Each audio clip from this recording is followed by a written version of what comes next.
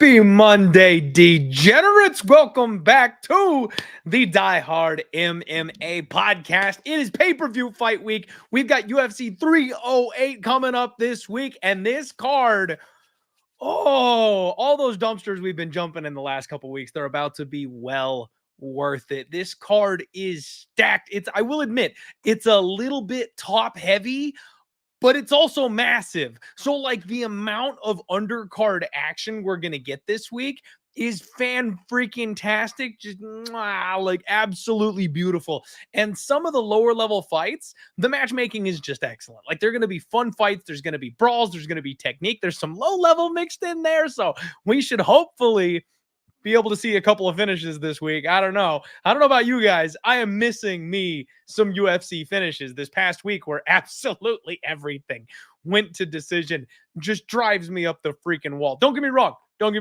I love me some mixed martial arts, right? I started doing this podcast because I loved MMA so much. And I love a good decision. I love a good technical battle. I love a good striking match, point fighting. I even like what Merab does. You go out there and technically just chip your opponent apart, do whatever it takes to beat them. I love it. I'm here for it. But not the whole night, man. Not 12 out of 14 fights. I need some finishes in my life. Speaking of finishers, let's welcome in the chat. How you guys doing this evening? My guy, All the One Dream, kicking us off here. We've got Joshua Snyder in the house. Nigerian Nightmare on Elm Street. Love the combo name there for Halloween. Good work, Nigerian Nightmare. Daz Files, Iceland Farts, Joe Free. We've got Aaron Harlock in the house. What's going on, everybody? There's my guy, Air Dog, Louis Mack Jr., J. Las V. What's up, Socks? How's everybody doing this evening? All right. We are getting right on into this one, guys. So just a real quick recap last week. I never want to hear the name Robelis to Spain ever again. Send his ass to karate combat. I don't want to see him in an octagon ever again. This man got the softest softball that the UFC has ever thrown anybody and just absolutely whiffs on it. I cannot believe a man with Olympic gold. I don't care if it was 40 years ago. A man with Olympic gold wrapped around his waist lost a decision to Austin freaking Lane. Give me a break. I got to tell you guys that. So my whole night just buried on the first fight of the night. I hit a 10-1. We called the Jocelyn Edwards sub. There were 2 fights last week. 2 that finished inside the distance. The main event and Jocelyn Edwards. Both of those were buzzer beaters, mind you, but we hit the doesn't go the distance at plus 240 and the Edwards sub prop at 10-1. That should have guaranteed me a positive night. Absolutely should have. But Jake Hadley apparently is ass and absolutely sold me on that one. But the bigger culprit was Robelis Despain. And yes, I know everyone wants to say don't trust low-level heavyweights, blah, blah. Softest softball in UFC history. One more fight, Austin Lane don't got a job. He's absolutely not making the roster cut. The next guy he fights is going to knock him out. He's trash. I cannot believe Robelis didn't drill any takedown defense whatsoever for the last 3 months because all he needed to do was stuff one and he could knock this guy out. And this is 1,000% true, you guys. I'm literally on vacation in Mexico. So I'm treating myself. I'm like, you know what? I'm going to go get a massage. Feeling some low back stiffness, had a long drive, a little sore. I'm going to go get a massage. So I am in like an A+ spa. And I'm thinking the fights are getting started. And you guys know me. I'm a complete degenerate. I need to watch the fights. I'm there 5 minutes early for the early prelims, listening to Michael Bisping talk about and break down the newcomer that we're going to see for the first time and how he's going to. I love the shit. I live for it. So I don't miss anything. But I thought, you know what? I can miss. I'll just catch Robelis's highlight reel KO on Twitter. Right? Like that's going to be the easiest leg on the entire card. I'm not worried about it. I get out of my massage and I'm getting ready to post my update. I'm literally sitting here butt ass naked in a bath towel. They bring me like a special, there's some weird, like it's a tea of some kind.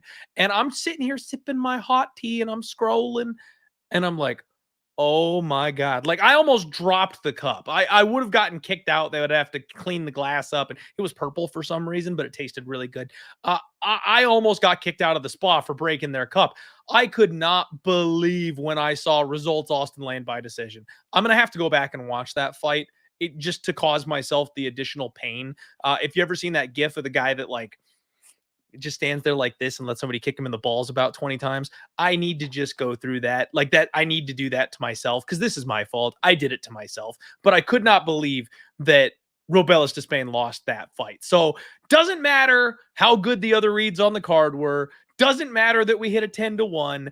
I managed to drop a half unit on UFC Vegas 99. And the thing that hurts the most about it is my boy Francis Ngannou, the freaking king, made his return in PFL fighting for his son. And somehow I parlayed Robelis to Spain instead of using Francis Ngannou in that spot. I mean, it's so easy in hindsight, and I completely whiffed on it. But we were right there.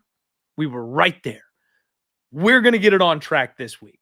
And to help us do that, I'm bringing in some serious firepower this week, you guys. Friend of the show, regular guest of the show, big pay-per-view debut, none other than the UFC's Aaron Bronsteter. Aaron, how you doing, buddy? I'm doing well. I mean, you introduced me to the UFC's Aaron Bronsteter. I have been using kettlebells as of late, but you know, I don't think I'm quite on the roster just yet. But I do appreciate that. You're upgraded. I'm giving you a promotion. I'll take it. I've got a roster spot now. I got a little green check mark next to my name. There you go. Added to the roster. But yeah, happy to be here. Is this the furthest in advance that you've had a guest book? Because we talked about this. You had booked me for an Apex card. I don't remember which one it was, and I was like, "Come on, you need to, call me up to the big leagues here. Let's do some pay-per-view stuff." And I think this was booked like 2 months ago almost. Yep. The only one that I've had booked out further is my buddy, the sports keg, or people know him as Nuke the House now. He rebranded.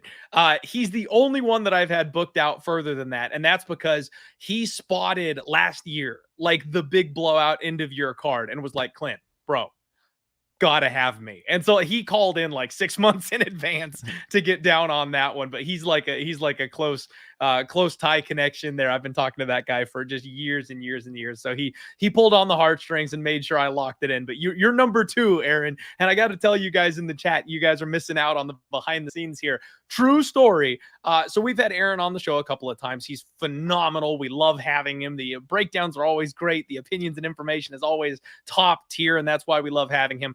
It just completely was lost on me that we had him on maybe 2 of the trashiest cards the UFC's ever had. And I'm just booking my schedule. That's how it lined up. And Aaron was like, Clint, you've got to upgrade me.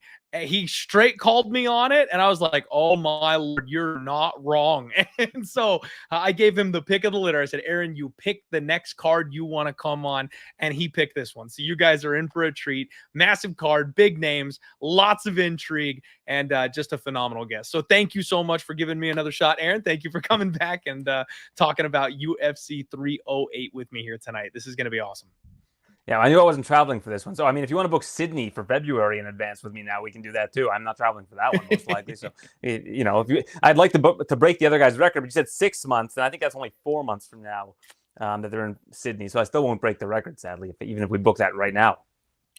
I like it, man. I like it. I'll put you down for Sydney. I'll make a note, and we'll make sure we get that on the old calendar. All right. Guys. Let's get you started, though. We've got a ton of fights to talk about. The chat is already bumping. We got 463 live viewers already, guys. This is the home of fight. Do me a favor and hit that like button for me, and make sure you're supporting our boy Aaron Bronsteter. If you're not following him on social media, make sure you're doing that. Let's get straight on into it because there's a lot to talk about. First fight of the night, we've got Bruno Blindado Silva, and he is taking on Ismail Naurdiev. Aaron, I read these fight names out, and I'm going through just my initial research, and I was like, Naurdiev. I know that name. Why do I know this name? And I haven't heard that name in a long time. And I thought this guy had retired. Ismail Naurdiev, the Austrian wonder boy, somehow he's still just 28 years old. Yeah, he's 28. And yeah, it's crazy. He went 2-2 in the UFC, and that was 4 years ago. And here he is, 28 years old in the year 2024. It's insane how young this guy is. And I look back on it, and it's like his last fight in the UFC was Sean Brady. And boy, has that loss aged okay. Like, Sean Brady has climbed up to the top of the division. That is not a tough L to take. So I'm thinking, okay, this guy must have just gone on a tear on the regional scene, right? That's where we got to pump the brakes a little bit. You guys, the UFC cuts him, and he's gone 4-3 since in regional shows. 3 of those losses, all 3 of them, by finish. Like, so this guy is not lighting up the regional scene. And Aaron, for the life of me, I'm just not sure why they're bringing him back here. He fought at 170 in the UFC. Several of his fights on the regional shows, I noticed, were at like 175-pound catch weights. And now he's returning at 185. He was not the biggest 170er I've ever seen when he fought in the UFC. And I know he's thick. He's got some muscle on him. But I don't think he's going to be a large 185-pounder as far as the UFC is concerned. He throws everything hard. He's kind of pot shoddy, 1-2 punches maybe, not a lot of combinations. He does like his kicks, flying knees. He's very athletic and flashy. That's all great. But it doesn't seem like he's a very good minute winner to me. Now, Bruno Silva, 23-11, we're all very familiar with him. He's on a bit of a rough run. Dude's 35 years old, 1-5 in his last 6. And I got to tell you, his last fight, when you're losing to the current version of Chris Weidman, it's not a great look in 2024. So that's a tough loss. His big thing is his power. He's a bit low volume like his opponent in this case, but he's got big power on the feet. He's got even bigger power if he can get you down onto the ground. This guy's ground and pound is something he specifically trains, and I always have to mention that's where a majority of his finishes came from, especially pre-UFC. If he can get you down and get on top of you, he will absolutely crush your skull through the canvas in the octagon. So it's a very solid advantage, but even though he's got like a 73% takedown defense rating, and even though he's got that ground and pound in his back pocket, 7 of his losses are by sub. It seems like he really struggles with the grappling somehow, even though all the numbers look like he's not so bad down there.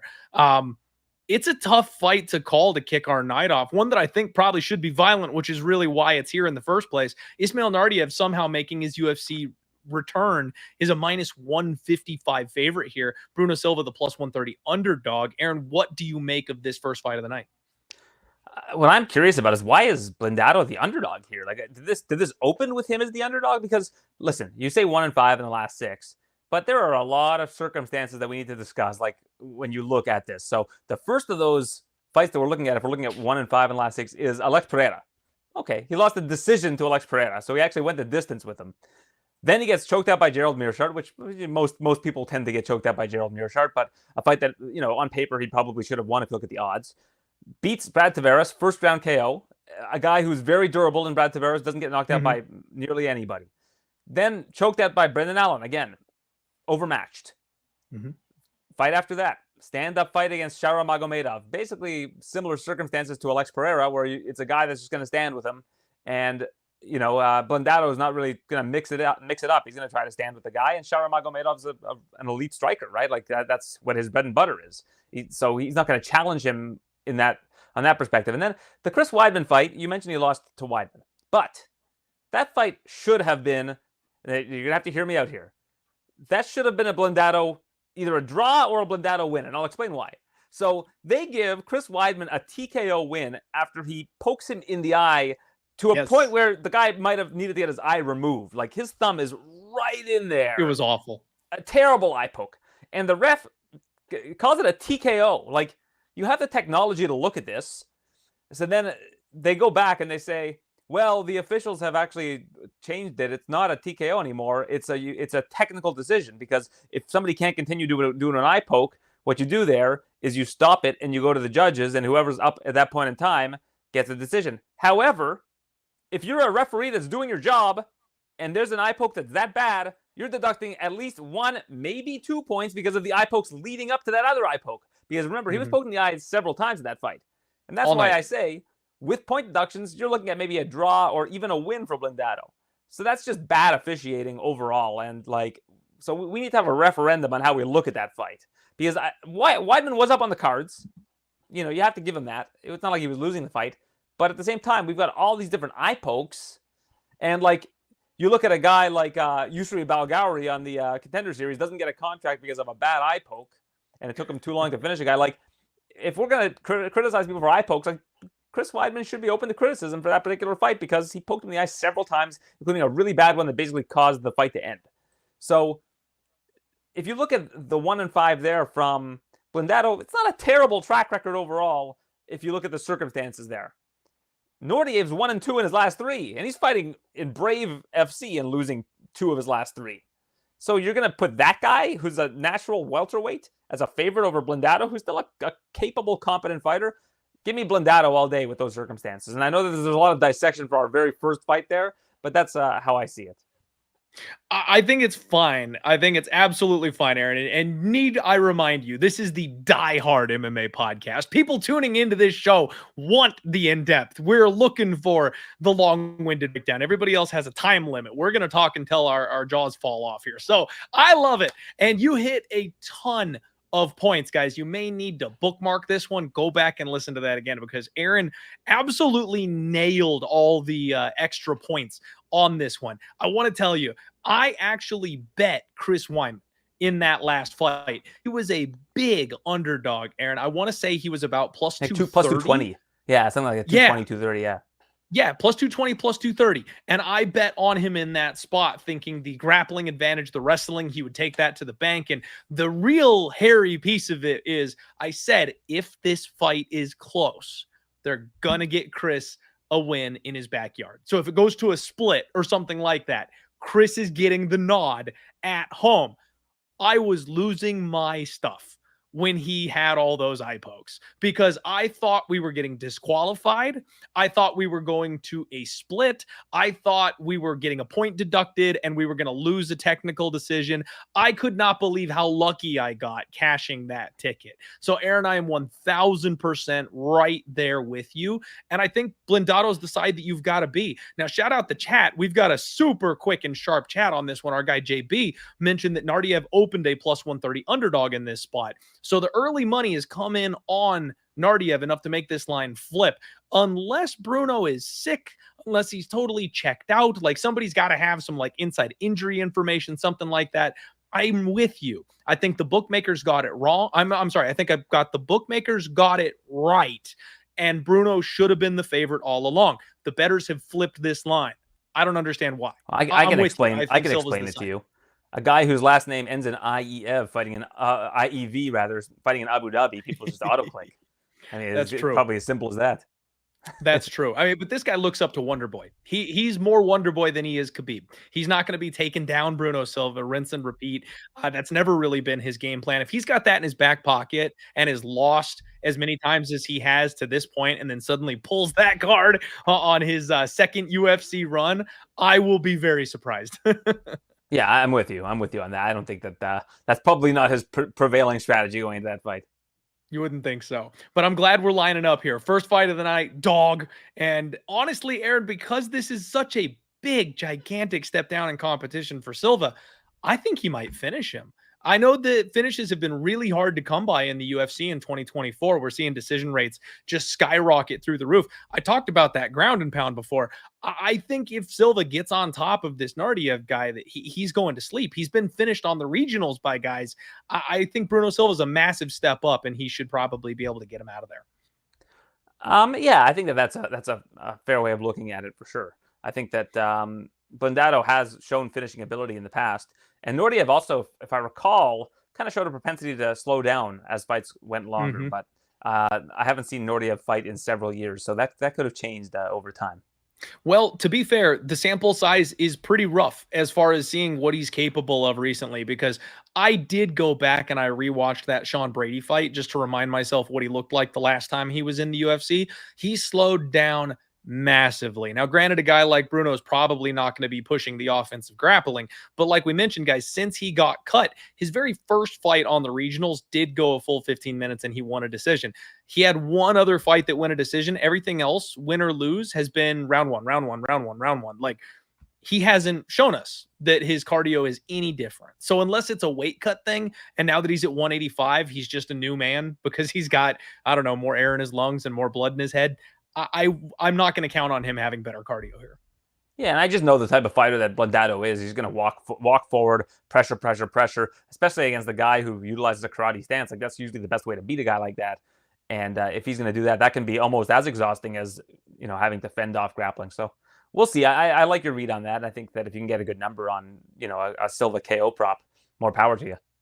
All right. I like it. Let's keep it rolling, guys. First fight of the night in the books. Next up, we got Aslan, and he's taking on Rafael. How do you say that, Aaron? How is this last name pronounced? I'm going to guess Cerqueira, but Cerqueira. Could be wrong. You know what, though? That sounds like it's plausible. So we'll go with that. Cerqueira, all right, cool. Until I'm corrected otherwise. Oh, boy. This fight could have been the first fight of the night, just as far as the UFC always likes to start off with a bang, right? They like to make sure there's early action, lots of firepower, maybe a finish. This one could have taken that spot. Aslan, 13-1. This is his second UFC fight off of Dana White's Contender Series. He's 28 years old in that UFC debut. He avenged his only professional loss to none other than the pleasure man, Anton Turkalj, a favorite of mine. I am so sad the way that man's run in the UFC went. I was in for pleasure. I wanted more pleasure man, and unfortunately, it didn't go super well for him. He got that monkey off his back, gets his UFC start with a big round 3 finish. But man, Aaron, if you go back and watch that fight, it is not that impressive. This guy he reminds me of maybe a worse version of Vitor Petrino. Like, he's big, he's bulky, he's powerful. He comes forward and he just wants to take your head off. He Bruno Ferreira, who's on the card later on. Yeah. That's another good comparison. Like, this guy walks forward, throws big hammers. He's going to pull the pin and chuck the grenade. Like that's what this guy does, right? Like, he's just waiting for the explosion to get you out of there. And he slows down extremely badly as well. We saw it in the Turkalj fight. His first professional loss to Turkalj, striker versus grappler. Anton takes absolutely everything that you can dish at him with his face, says, yes, sir, thank you, please, I'll have some more. And then he tries to push the pace grappling, wears you out, and TKOs you. He's like a worse version of Fluffy Hernandez, right? And in the first fight, it worked. In the rematch, both guys are absolutely exhausted, but Ibo in round 3, his face is busted up. He's swollen. He's breathing hard. Like, he was taking some shots from Anton Turkalj, and it looked like we were headed for a very similar result to the first fight. And then he connects with just a beautiful right hand. Perfect timing, perfect place. Anton didn't move this time, got cracked, and he falls to the floor. And this is where, I'll be honest with you, Aaron, there's been a lot of very sketchy things in the UFC as of late. I feel like this is one of those ones where we could potentially question somebody. The referee just dives in front of him. Like, Anton's butt hits the ground. It's round 3. And we've seen the amount of absolute vicious, brutal damage that this man has come back from. He's got his eyes completely wide open. He actually broke his fall with his own hands. So he's like sitting upright on the mat. His head doesn't flop back on the canvas. He's not out. And the referee steps in. And if I recall, like, Turkalj was up in that fight, if I'm not mistaken, or it was a close fight, if I recall. It was an extremely competitive fight. I need to check the scorecards, but you might be right. It might have been like 1-1 into the third round. Now, the drop from Aslan could have swung the fight had it gone to a decision, but it was a extremely fast stoppage for somebody that we know to be extremely durable with a great ability to recover, and a crucial part of the fight for someone to step in and wave it off. Highly questionable, in my opinion. At any rate, I think Aslan's buns. I'm just not impressed with this guy whatsoever based on what we've seen so far. Now, Rafael, on the other hand, 11-0, undefeated.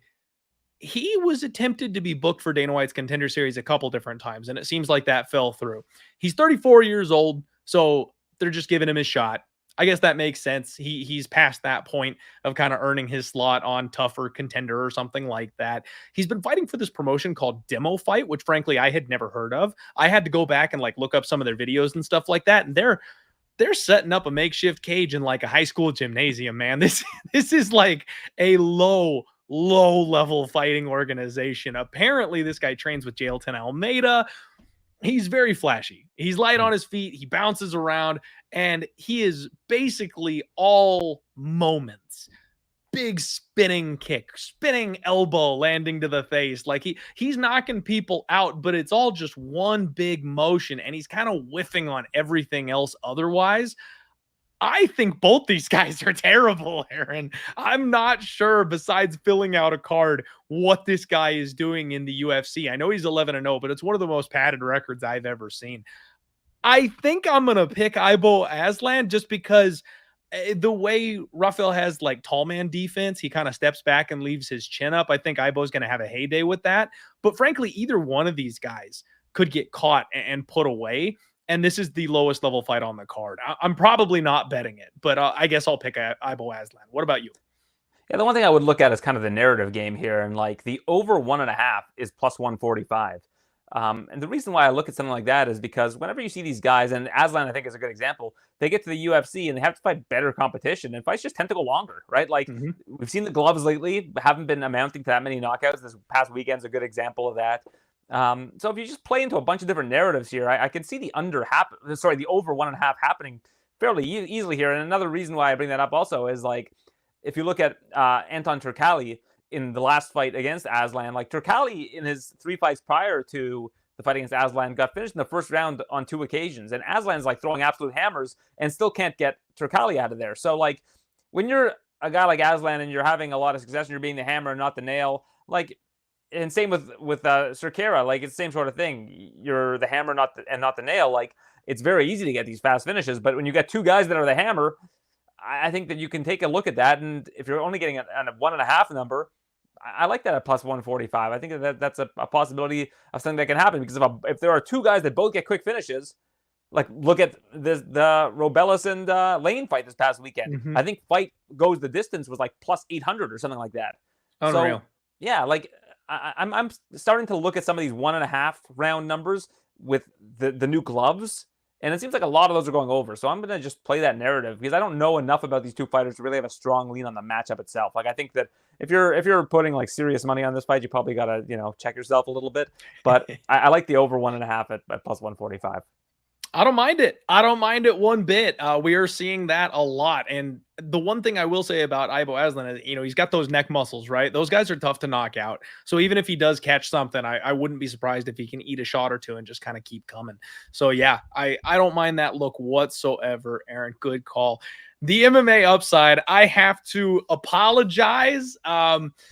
I cannot believe how high the score was in the Lions versus Vikings games on Sunday. And Jordan Addison could not find the end zone, man. He had just the longest bomb, and I thought he was going to catch that in stride and keep going for the end zone. So I apologize. I guaranteed an Addison touchdown, and I'm sitting here with my pockets turned out.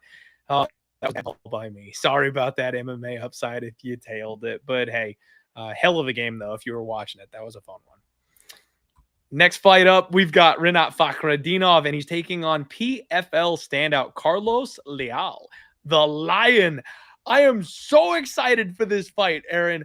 I love Carlos Leal. I'm going to be honest with you. From the PFL roster, he's absolutely one of my favorites, and I think this is a huge pickup for the UFC. You look back at the run that Carlos Leal had over in PFL, and his 2 losses were both to the same guy. Sadabusi is tall and he's long, and he cut down a weight class and he's changed his game around. And this guy lost to Sadabusi not once, but twice. And if it's not for Sadabusi, who knows? This guy could be the PFL champion. He could have an extra $1 million in his pocket, but he ran into one guy that was a bad matchup for him. Now he gets cut by the PFL for God knows what reason. I think he missed weight in his last fight, and that probably had something to do with it.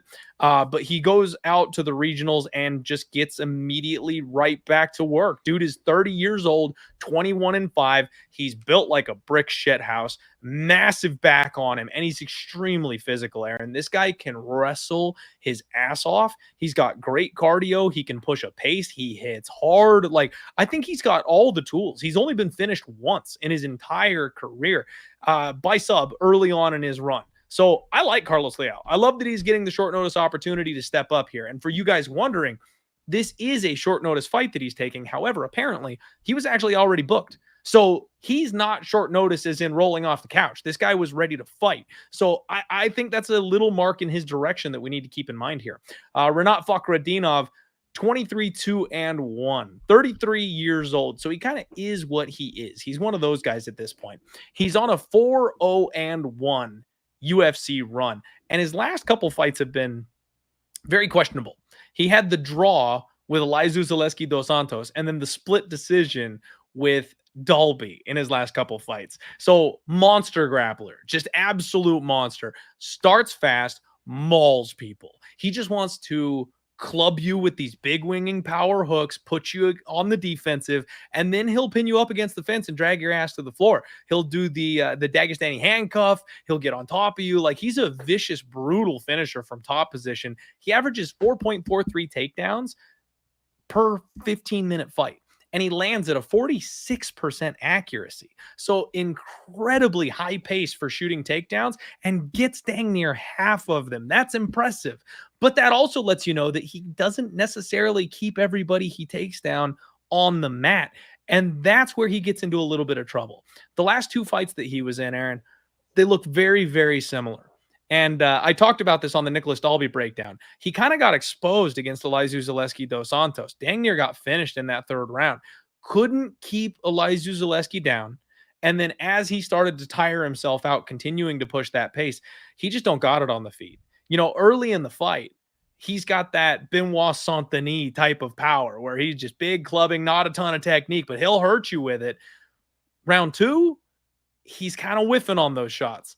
Round three, he's just desperately throwing hands out there because he doesn't have the technique to back it up. And now the power's gone. So he wears himself out with all this, and he nearly got finished by Santos, got out of there with a draw somehow because of a 10-8 in the third round.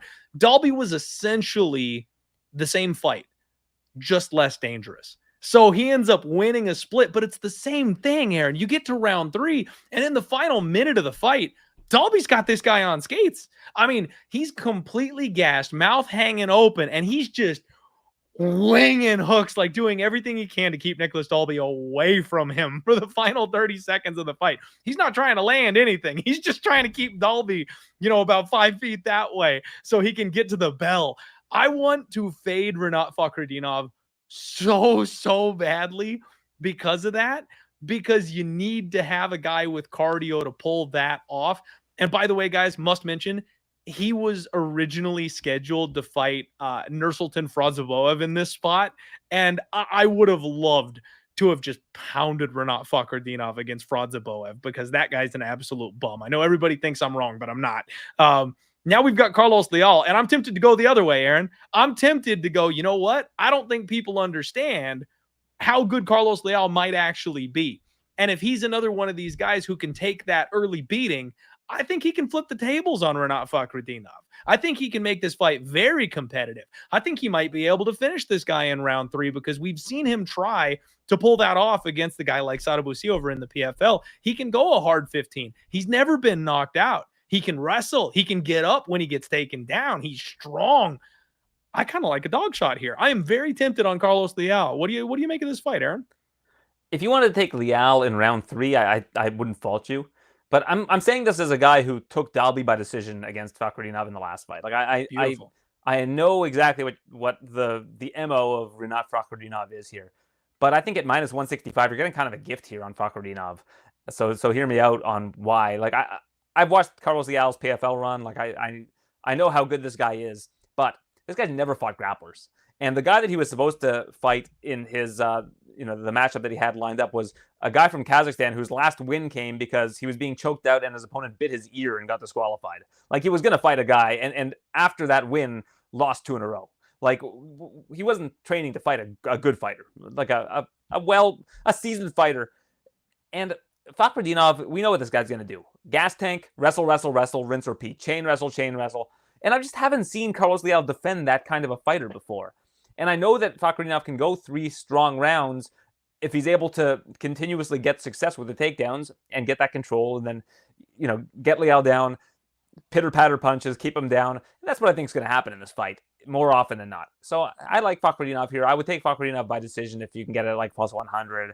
or better. Like, I think that's probably the way that I would go in this fight, just because I don't think that Leal has trained enough for a guy like this. You know what I mean? Like, if this was a full camp situation where he's training specifically for a guy like this, who's a really, really good grappler. Like, I think that Fakhrinov, you can say at this stage, has proven that he's good at what he does, which is wrestle, rinse, repeat, pitter-patter shots on the ground. You get up, he takes you back down. And I could see this fight happening that way. And that's the way that I think that more often than not it does happen. So I actually think at minus 165, he's parlayable or even playable chalk. But I'll probably wait and see what the decision line is when that comes out, because I don't think he's going to finish Carlos Leal.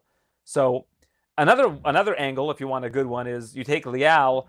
If fight goes to a decision, you get a no contest or a no action rather. Like, I think that's a good way of looking at it, because then you need the finish from Leal, and I mean the chances of Leal winning a decision against this guy I don't think are that great. And if he does win a decision, it's just no action, so you don't lose anything either. So I think those, like the late round Leal, I think is like a good read. And I think that if you do scorecards equals no action, that's another good one for Leal, because you'll probably get that around even money. Those are the two angles I like if you're on the Leal side. But personally, I think that Fakhrinov's going to have his way with him with the grappling.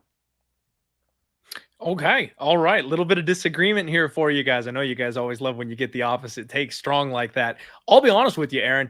I didn't think we had a line yet. So I forgot to check Bet Online. It's very interesting that they put this at about minus 160, because I kind of imagined, especially with them having him be like a minus 225 favorite over Radzaboev, a guy that a lot of people are still extremely high on.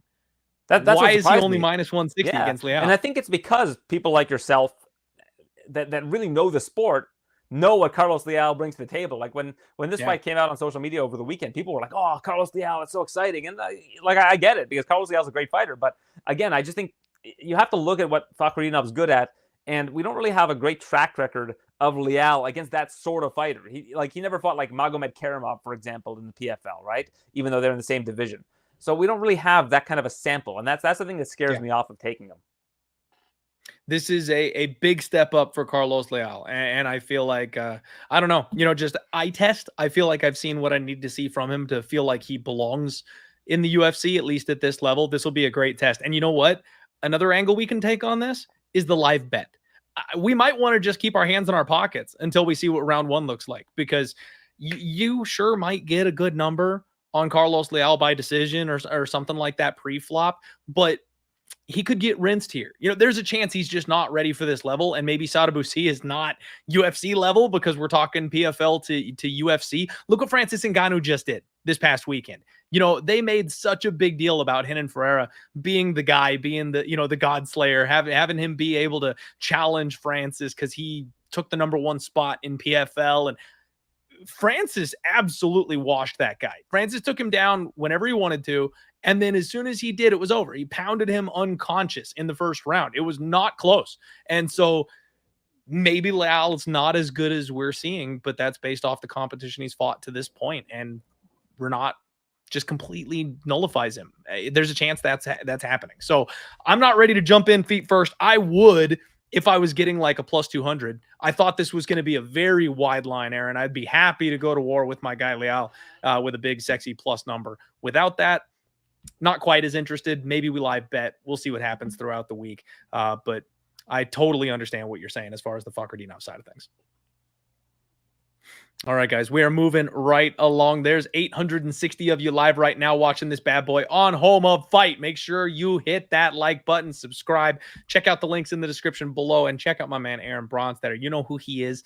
Make sure you support him in his content. He does fantastic sit-down interviews with these fighters, which, by the way, Aaron, I love when you sit down one-on-one with those guys. Those clips on X and Twitter, whatever you want to call it. Those are absolutely my favorite interviews. So thank you for doing those. They're fantastic. And if you guys haven't watched them, make sure you check those out. The next fight we want to talk to you about is Farid Basharat. He is taking on Victor Hugo. Now, I got to backpedal just a little bit here, Aaron.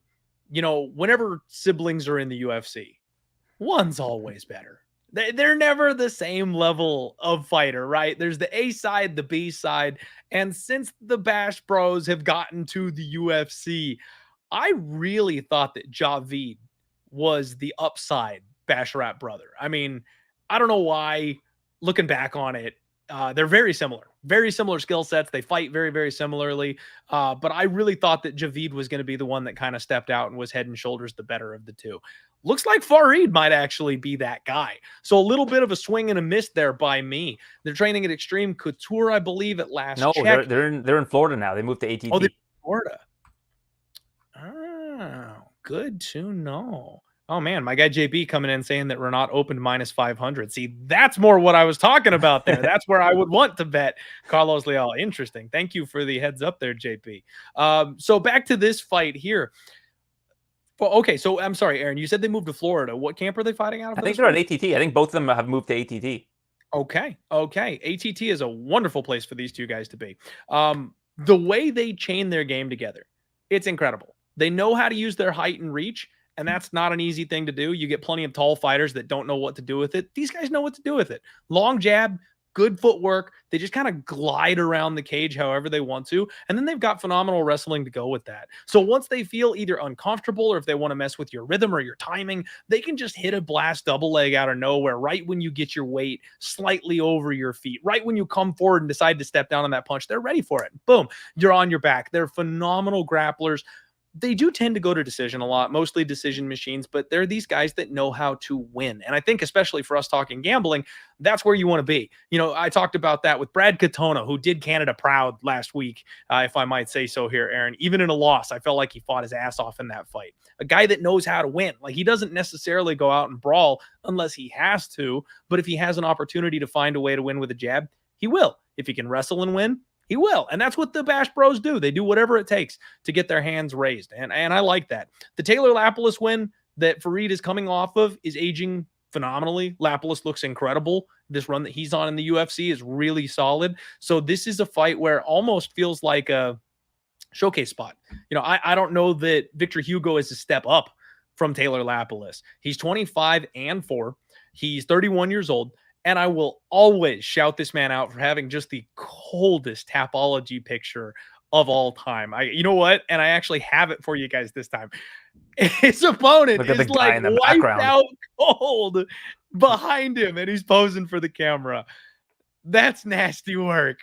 So this guy's an absolute finisher. He's what Dana White is looking for off Dana White's Contender Series. They're going to keep him around for a while, but he's a killer be killed fighter, right? He's been knocked out twice. He's been submitted once. He's on a phenomenal run right now himself. Lots of early finishes. The Contender Series fight wins via knee bar.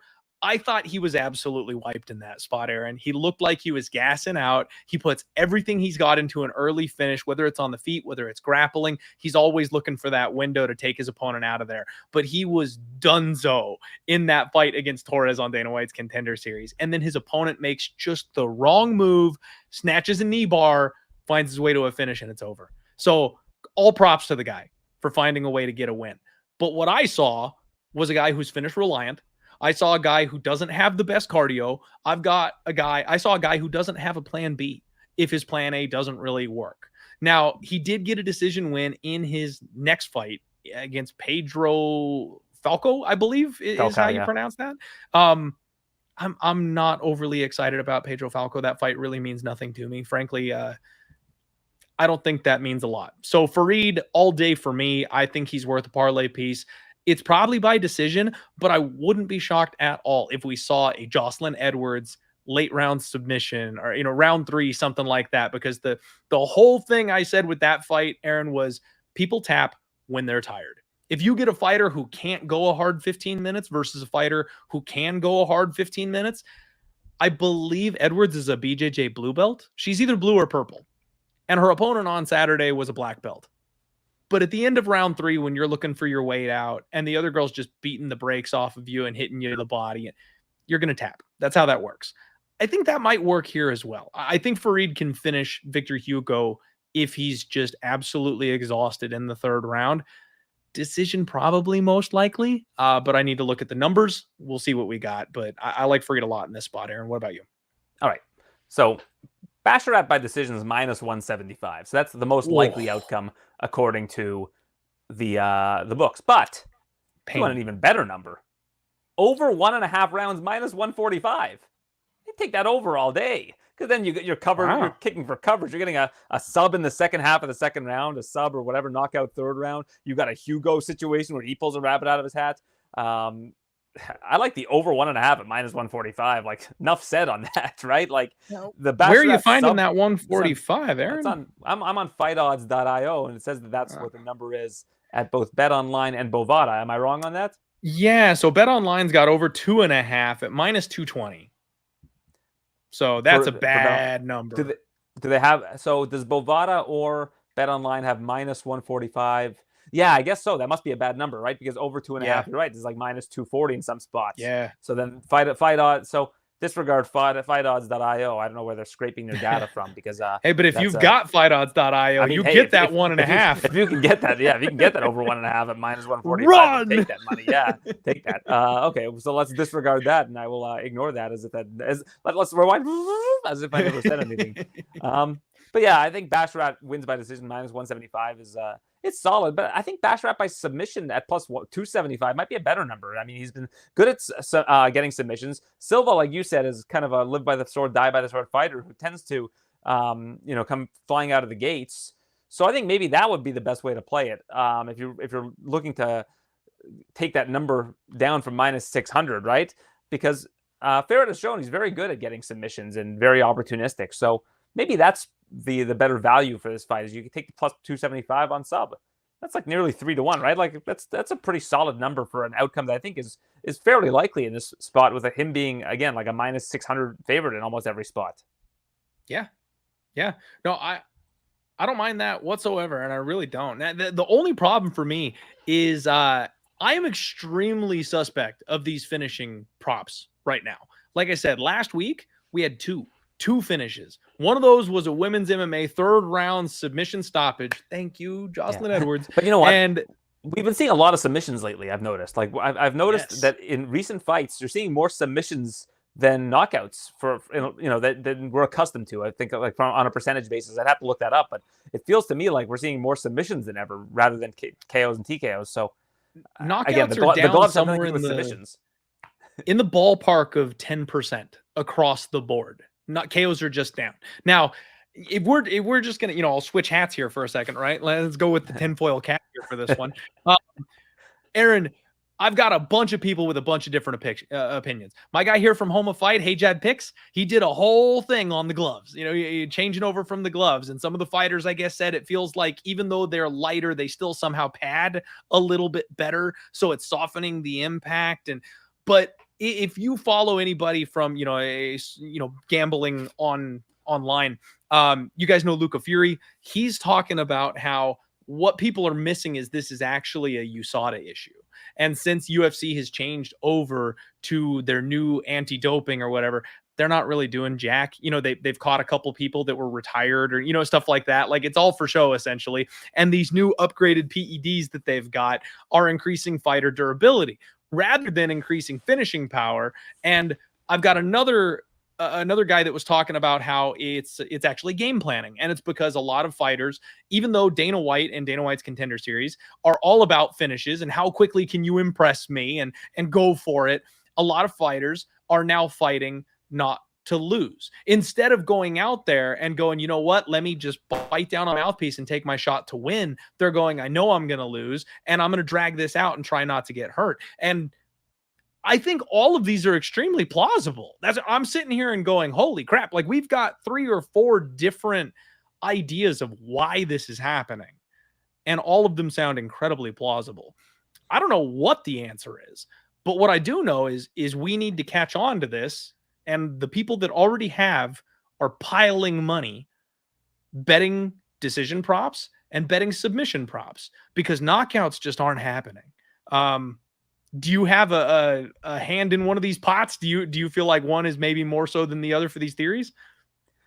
I don't know. Like, this sport's so volatile that it's really difficult to tell. Like, I'm not willing to really subscribe to any sort of narrative until we see like a big enough sample size. And I just don't think it's there right now, right? Like, and yeah, like that viewer just said, like, that should have been a TKO win for Melissa Martinez as well. So it should have been.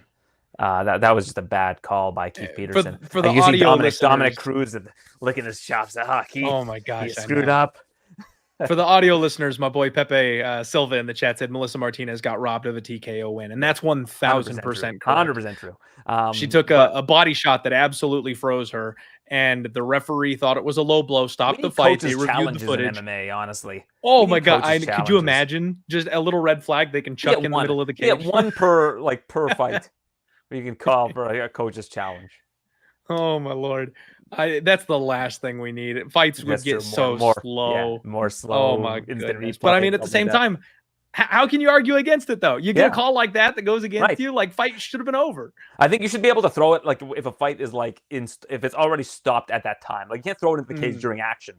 But if like you got a timeout or something, like coach says, "Hey, you got punched in the eye." Coach's challenge, and if it ends up being a punch, you go to a technical decision. You know, like I like it, Aaron. We're fixing MMA here on the show tonight. Let's evolve the sport. But that's what's up. Yeah. Be that as it may, yeah. I mean, I'm very interested to see these. I think there have been a lot more submissions. Maybe not more submissions, less KOs, which makes it look like there's more submissions.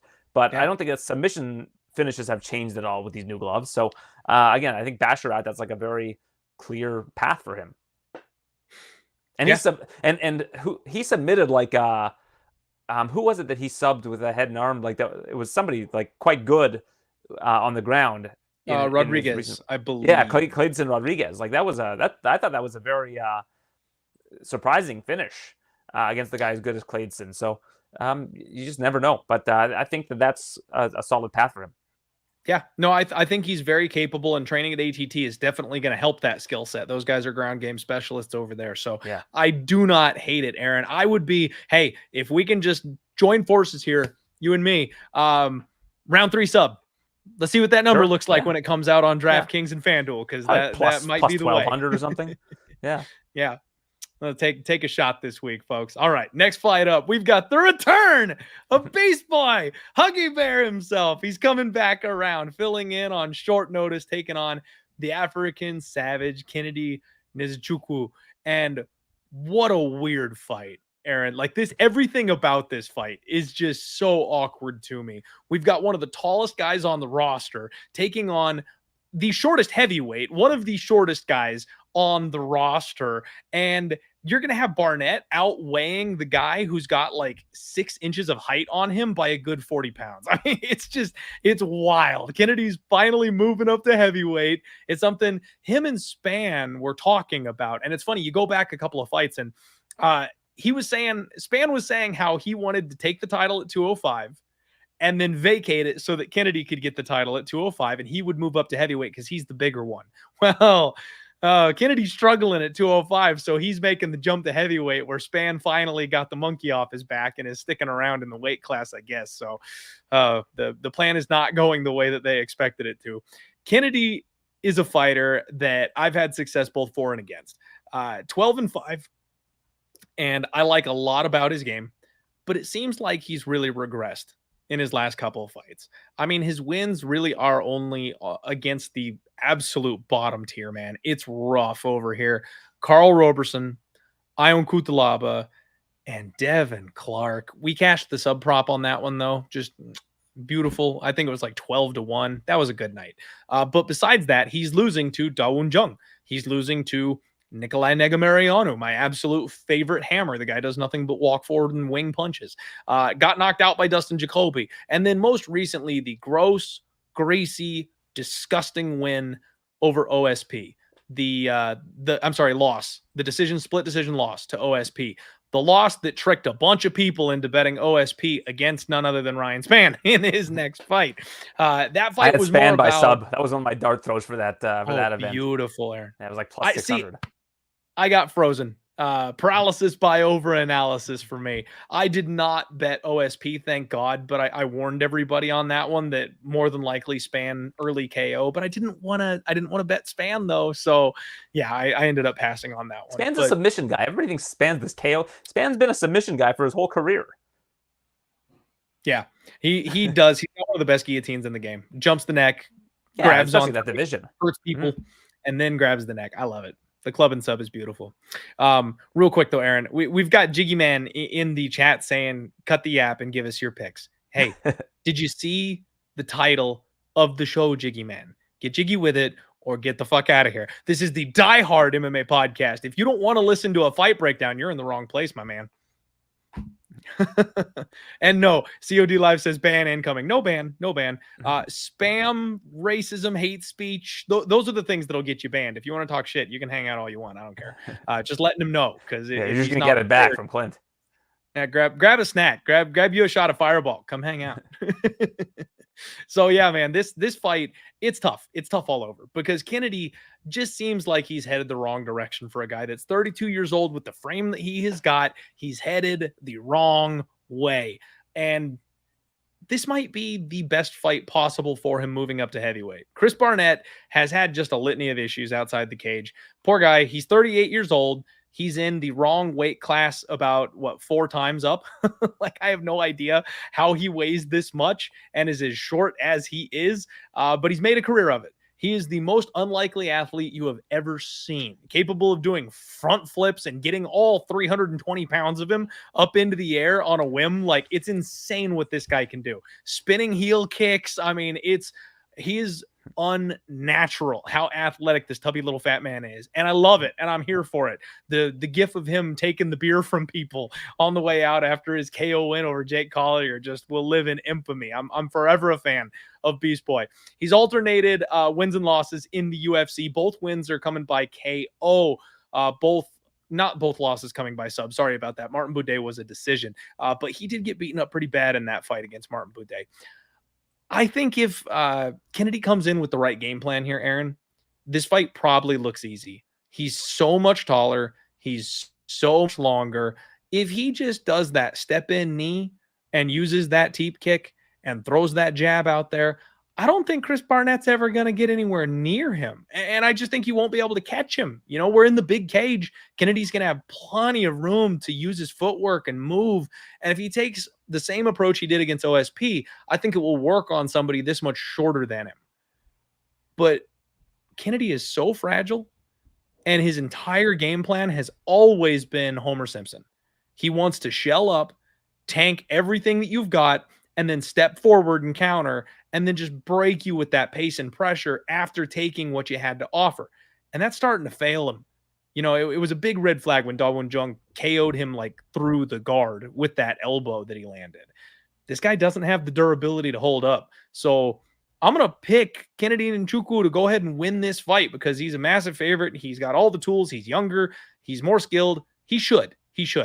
But I am screaming as a fan, I want to see Huggy Bear, the Rolling Thunder. I want to see him knock out Kennedy with just the most ridiculous spin kick you've ever seen in your life. I'm here for it. So I'm not betting anything. I'm rooting my ass off for Huggy Bear. But I will tell you that Kennedy absolutely should win this fight. But we will not trust him at this price tag. Yeah, we say all the time Kennedy and Nzechukwu should win this fight, or if he does this game plan, he should win this fight. But so often he just comes in and it's just like you're flummoxed by what's this guy doing? And like, he's got great coaching with Saif Saud. He's got a great team. He's got great training partners. Like, there just seems to be something that every now and then there's like a switch that just doesn't register with him during a fight. I think the value on Chris Barnett at plus 500 in a volatile heavyweight fight, his first fight up at heavyweight, coming like on a losing streak. Like, how can you not take Chris Barnett strictly for the value there? Because Chris Barnett's the kind of guy who like has found ways to win fights over the years despite all of his shortcomings physically. Like, it's kind of like polar opposites. Like, you've got this physical specimen in Kennedy Nzechukwu, who's so talented and has such an array of skills, can get submissions, can find knockouts. Like, this is like, if you put these two guys next to each other and you didn't know anything about them and you said who's going to win this fight, like 100% of people take Kennedy Nzechukwu. But Chris Barnett finds ways to win fights, and like at plus 500, you can't like pass on that. Like, just for a sprinkle, I would say put it on Chris Barnett. And if you can find like a Chris Barnett decision prop, like, it seems like Nzechukwu in fights that go long. Could you imagine? Like, I mean, like, I know that it's going to be like 20-1 for like a Chris Barnett decision. Like, could you not find a way that this is like kind of a back and forth, like nothing burger of a fight where Barnett just like outpoints them over like 2 out of 3 rounds? Like, I don't know. But that's the way that I would lean, like, in this one. It's just like, you can't trust Nzechukwu at minus 700. If you can get like a sub prop on Nzechukwu at like plus 300, plus 400, like, maybe like that. That's something that I think would be intriguing because we saw Chris Barnett get choked out in a recent fight as well. And I think that would be like a path for him. But whenever I take Nzechukwu subs, he like never goes for takedowns, and it's so frustrating. So like I just can't put anything on Nzechukwu because he's just so frustrating to back. But Chris Barnett at plus 500, I'd be smiling. Even if he loses the fight, I think you walk away being like, okay, well, Chris Barnett tried. You know, he always tries. He's a guy that's going to fight for your money.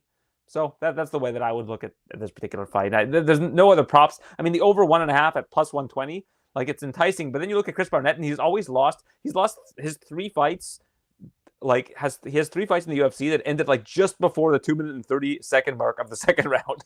So you're just like, do I want to really sweat that one out? But I think I think this fight more often than not goes over 1.5 rounds. But let's see how it looks. I don't know.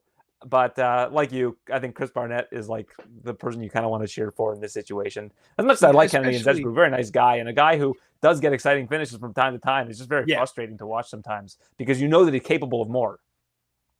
Especially with all the personal stuff with Chris Barnett. Like JB saying in the chat that he's like fighting for his wife. You know what I mean? And that's the kind of thing. That's the heartstring storyline that like I want to get behind. I want the guy to go out there and get a win. You know, we saw that with Francis Ngannou at the PFL this last week where he fought for his son, and that was just the outpouring of emotion from a guy like that had to shoulder all that and get in there and get a win.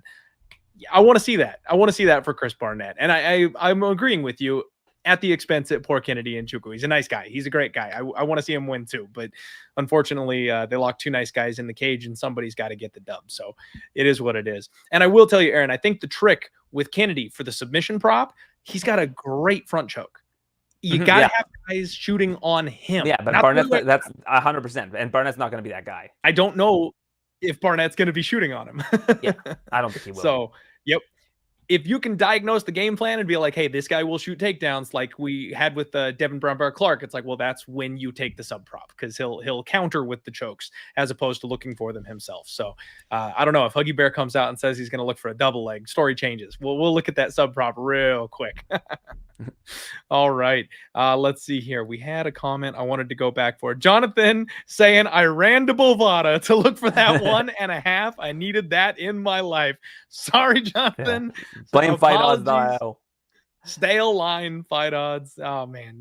Get it together, you guys. Get it together. All right. The next fight up, we have got Abus Magomedov, and he's taking on Bruno, the Hulk Ferreira. They have a stale line on this one, too.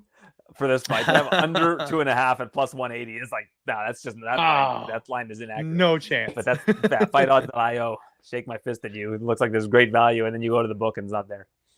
Yeah, I'm sure they'll get you by voiding that or something like that when they when you try. Well, it's just not the line isn't there. It's just not for whatever reason it's on Fight Odds.io, which I've always found to be fairly reliable. But maybe I should go back to Best Fight Odds. You know where you probably should go is Fight Numbers. They've got the best odds screen in the game. I'll go ahead and shout them out right now since we're talking about it, Aaron. This is run by our guy, John Kelly, and I believe the odds screen and things like that are free to use on his site. However, they've got a bunch of DFS betting tools and things like that. They've got the prop finder, which is something that, you know, you're talking about using right now. They've got optimization tools, things of that nature. Fight Numbers is really the place to go for that kind of stuff from now on. All right. And, it looked complicated for me, but I will, I'll try it another time. You should check. I went to Fight Numbers. I don't know. I click on odds and nothing. It's like asking me to subscribe. So I don't know. Oh, I thought the odds screen was one of the freebies. They've got a couple of things that you have to pay for. They've got a couple of things that are free, and I thought the odds screen was one of the freebies. Well, anyway, fingers crossed the odds screen ends up being one of the freebies, but if not, I'm steering you wrong. But there's plenty of other tools for you guys who are DFS bettors out there to go ahead and use them, and you can click my link in the description below. Thank you for teeing me up on the setup there, Aaron. But anyway, let's get back to this one. Abus Magomedov and Bruno the Hulk Ferreira. Tough run here for me on both these guys. So Abus Magomedov makes his UFC debut, and I had to just, you know, cry a little bit and pull the trigger against one of my guys who's absolutely one of my favorite dark horses, Dustin Stolfus, a guy who I think has a ton of pieces, a lot of the right stuff, and I just knew he was a lamb to the slaughter in this spot. Abus walks in here, makes a huge KO victory, highlight reel, and we're off to the races. Now everybody knows secret's out. They immediately jump him to the contender circle, and he gets washed by Sean Strickland. The issue with Abus is cardio. This is a guy who looks like he's got everything you could ever want. He's a Magomedov, but he knows how to strike. He can wrestle if he needs to. The problem is he can wrestle, but it makes him tired. He can strike, and he's got nuclear power, Aaron, but it makes him tired. So it turns out this guy's got some cardio troubles. If he is controlling the pace, if he's in the driver's seat, then he can go a full hard 15 minutes. If he's got a levels gap on you, he can nuke you. He can absolutely put anybody down early. But now he's a little hesitant to use that power because he's seen what happens when he's on the receiving end of a cardio battle. He's 2-2 now here in the UFC, losses to contenders, wins over irrelevant guys, and now the UFC is matching him up against Bruno the Hulk Ferreira, who's everybody's just fan favorite right now. 12-1, coming off contender series. Really weird back-to-back situation where he nukes Gregory Rodriguez, a win that looks phenomenal in hindsight, and then turns around and gets nuked by Nursultan Razaboev, who we mentioned a little earlier in the evening. Since then, he's rattled off back-to-back round 1 KOs over Phil Hawes and Dustin Stolfus. Neither of those really tell me much of anything. I mean, I've tried to bet against Bruno Ferreira, I'll be honest with you. I don't like his overall game. To me, it feels like he's extremely hittable. He hits hard. He's a fun fighter to watch, but he doesn't have super great cardio. I know he's got the judo black belt, and he can use that to escape and to mix in takedowns, and he explodes so he can get away from people and stuff like that.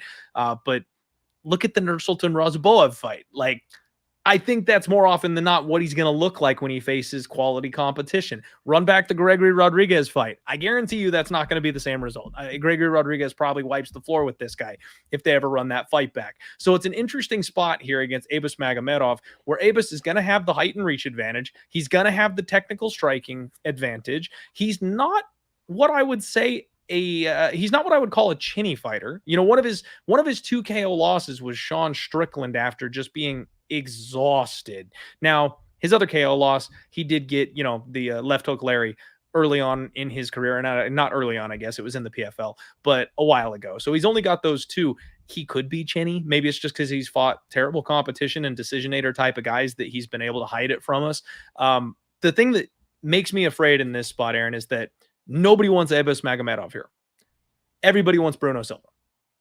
And the bookies are more than willing to hand you a plus money on Bruno Silva. That just screams trap to me. The fact that everybody and their mother is going to pick the underdog here. He's a massively public underdog. He's gonna be the fan favorite. He's on a run of these round 1 KOs, and the bookies are like, oh yeah, sure, here you go, plus money. You want that, right? Oh, that just stinks to high heaven to me. I feel like if Abus is smart about this fight, he gets on his bike. Drag this guy into round 2. Stay away from him, teep kick him, run away if you have to, and then go to work on him in rounds 2 and round 3. But Abus isn't a cardio guy, so I can't even trust him to do that and stick to a game plan and win rounds 2 and 3 because he could be just as tired by then. It's a real hard fight for me. It's one with red flags all over it. I'm going to pick Abus Magomedov because, frankly, I have a sickness. I have a problem, and I keep betting against Bruno Silva, and it keeps costing me money. I'm going to stick to my guns. I'm not going to flip-flop here. I'll pick Abus Magomedov. I really doubt that I'm putting any of my hard-earned money on this fight, though, Aaron. What are you doing here? Bruno Ferreira, round 1 KO plus 500. That's what I'm doing. That's what I do every Bruno Ferreira fight, because if he doesn't get that first round KO, if it goes into later rounds, I don't trust him. And if he gets KO'd in the first round, at least he's living by the sword and dying by the sword. And I mean, he's got free roll KOs in 3 or 4 fights. So Bruno Ferreira, I had it against Hobocop. I had Ferreira round 1 KO at I think it was plus 600 or something like that. I think I had Stoltzfus by sub in the last one. I had a feeling that Stoltzfus was going to just wrestle and might be able to find something, and that didn't happen. I think it was like plus 800 or something like that. And it was not a bad read because Stoltzfus did last almost till the end of the first round and did have success with the takedowns. I think he did take him down once. But other than that one, I've taken Ferreira round 1 KO, and I'm going to stick with it because Abus isn't chinny, but he's not a very good defensive striker. Like, his striking defense isn't great. He's a take one to give one type guy, and he does have big power.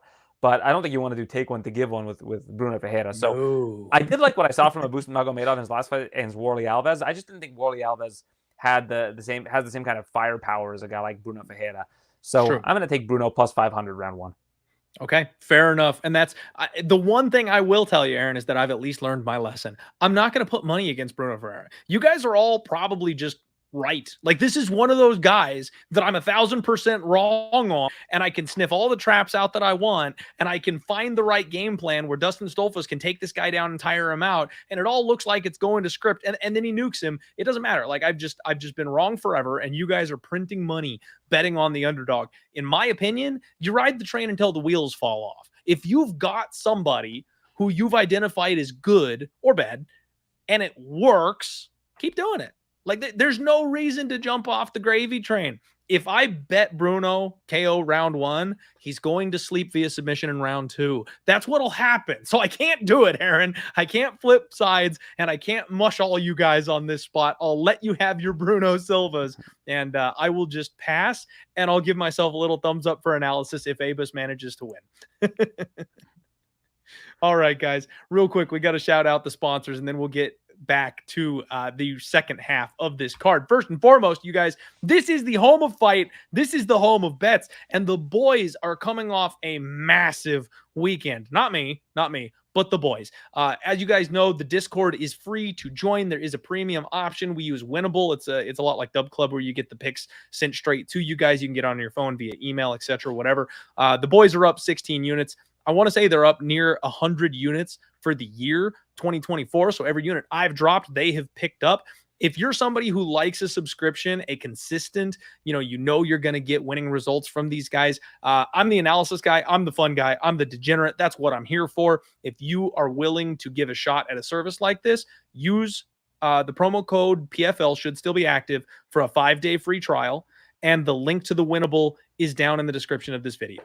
Check them out. Give them a shot. They've proven long-term that they'll be able to make you some cash, especially betting on the UFC.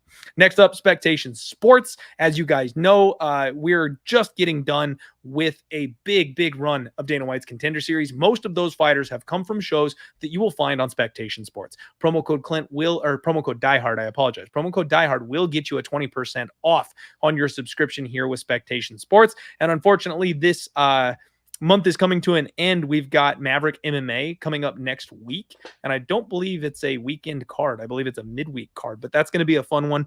And if you want to do your research for the upcoming Dana White's Contender Series events, or if you just need more MMA in your life, Spectation Sports is where you want to be, and use that link in the description below.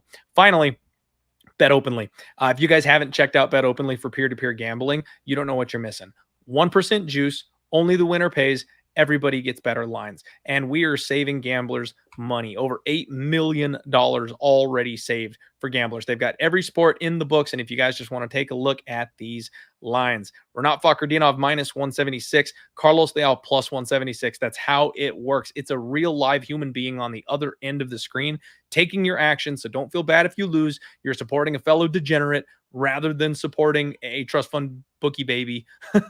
And that makes me feel better about it every single time. One of my favorite things to do on here, guys, is to house parlays for people, because believe it or not, you can still parlay on this kind of a platform. You just need somebody to take it. So right now you can house this parlay minus 266, the Cardinals and the Rams. And all you do is need one of these two teams to win. You can see that down there at the bottom of the screen. That's my favorite thing to do. During football season, you can house these guys and basically print money. You find one or two legs that you think might bust the parlay, play the house, give some people some action. They're looking for it. And then, winner take all. I absolutely love it during football season. You can kind of print on people being degenerates the way we like to. And like I said, we're supporting each other instead of supporting sports books. So hit that link in the description below. Go check out Bet Openly. It'll change your gambling life, and it's going to save you money long-term, I promise. All right, guys, let's get back to UFC 308. Next up, we've got Myktybek Orolbai, and I think I'm saying that somewhat close. It is hard to say that first name. There's like only one vowel in the entire thing. He's taking on Mateusz Rębecki. I am all about Orolbai, Aaron. Love this guy. Like, you look at what he's done pre-UFC, and it's terrifying. He gets to the UFC, and we can tell this guy can grapple. He can wrestle. He's physically strong. He dropped down to 155, so he's fighting at lightweight over here after fighting on the regional shows at 170 pounds, taking whatever fight he can get. And then he just ragdolls people in the UFC, the weight class below. And we're like, oh man, he's a big time wrestler. He's a slick grappler. He's got great back takes. This guy is dangerous. Yeah, but look what he does on the feet. Like, he sleeps people. He's got unnecessary levels of power in his hands, and he's very smooth with his boxing. He's got great timing. So as soon as you start thinking and worrying about the ground game, this guy's going to hurt you on the feet. And I think we are going to see that in his next couple UFC fights where people are prepping for the grappling and they fall victim to those hands. I love Orolbai. I think he's a dark horse already, and I think people are about to wake up and really see what he's capable of.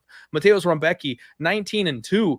Everybody really likes this guy out of Poland. He's 32 years old, and another Dana White's Contender Series competitor that went on just an excellent run. 3-0 run with 2 of the 3 coming by finish. But it's against a really rough level of competition. Roosevelt Roberts, a guy that can't hack it on The Ultimate Fighter and is struggling to have a spot in the UFC right now. Loic Radzhabov, up and down. Nick Fior, another guy who probably just doesn't belong here. He gets TKO'd in his last fight against Carlos Diego Ferreira. Now, DF is a fantastic fighter, so there's no knock on him losing to Carlos Diego Ferreira. But he kind of got dragged around the cage. We've seen the cardio become a question more than once. He's been able to finish some of these lower level guys, but a guy like Diego, who's a quality UFC caliber fighter, gave him the business. I think this is a massive spot for Orolbai to really shine and show people what he's capable of. Mateusz Rębecki is a known name. He's a guy that, I mean, I don't know if I should go so far as to say he's a fan favorite, but I think people like him. People have won some money on him. His inside the distance prop tends to be right around even money because he can finish via sub or by KO. We've seen it a lot.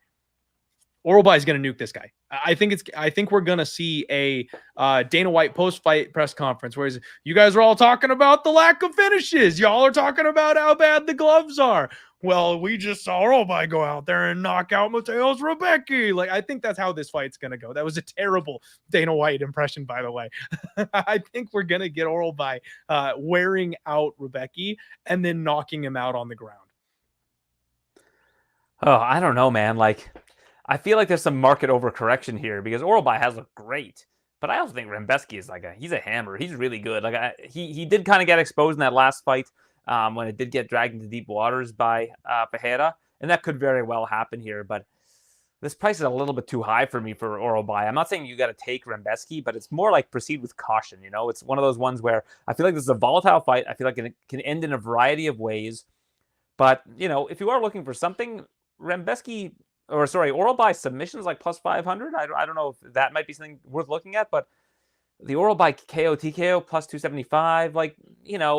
I think decision is probably the most likely outcome for Orolbai, and that's why it's what is it by decision? It's like barely anything. It's like plus 140 or something. It'll be a plus one. I don't know. I don't have where's the decision here? Plus 150 for Orolbai decision. So it's like is that a good price? I don't know, because I think that Orolbai can win by KO. He can win by sub. He can win by decision. And I also think Rębecki is a little bit underrated in this spot, getting plus 260. I think he's a really solid fighter. He's fought really high-level competition his whole career. He's got a lot more experience. He's 32 in his prime. So I think I'm just going to pass on this one, honestly. I don't have a strong enough read on it either way. I think that if you want to put Orolbai in some parlays, I think he's the safer side. I'm kind of with you. I think that more often than not he should win this fight, but I just feel like there's a little bit, the price is just a little bit too high for me. I think that's fair. We're kind of buying on the upside here. And that's where, Aaron, I talked about everybody at the top of the show. I talked to you guys all about how I got burned this past week. Parlays are scary right now, right? Chalk has been rolling at unprecedented levels in 2024. So every bum you've ever met that wants to throw down $50 on a UFC fight at the end of the week, they're printing and they think they're the smartest guy in the room because all they do is parlay the favorites. It's going to swing. It swung back last week and I got caught with my hand in the cookie jar. I thought that the upside of a guy like Robelas to Spain justified that price tag. Truth is, it didn't. I took that leap of faith. I was wrong. Orolbai probably shouldn't be this big of a favorite, but I think he wins this fight, and I think he can win it all 3 methods, KO sub decision. And to me, I feel like that justifies a parlay piece, even if the price is a little bit high. So I'm hoping not to get burned back-to-back weeks on something like this. But yeah, I think Orolbai is the side. I think he's got a massive future in the UFC. And I think this is his coming out party. Now, I said that last week with Robelis Despain, so take that with a grain of salt. But yeah, you got to kind of take that little leap of faith at this kind of a price tag and be pretty sure that you're right if you make that move. So I don't blame anybody for passing, but I'm willing to roll those dice. All right, guys, here we go. Next up, Geoff Neal takes on RDA, Rafael dos Anjos himself. I don't know how he does it, Aaron. RDA's still got it.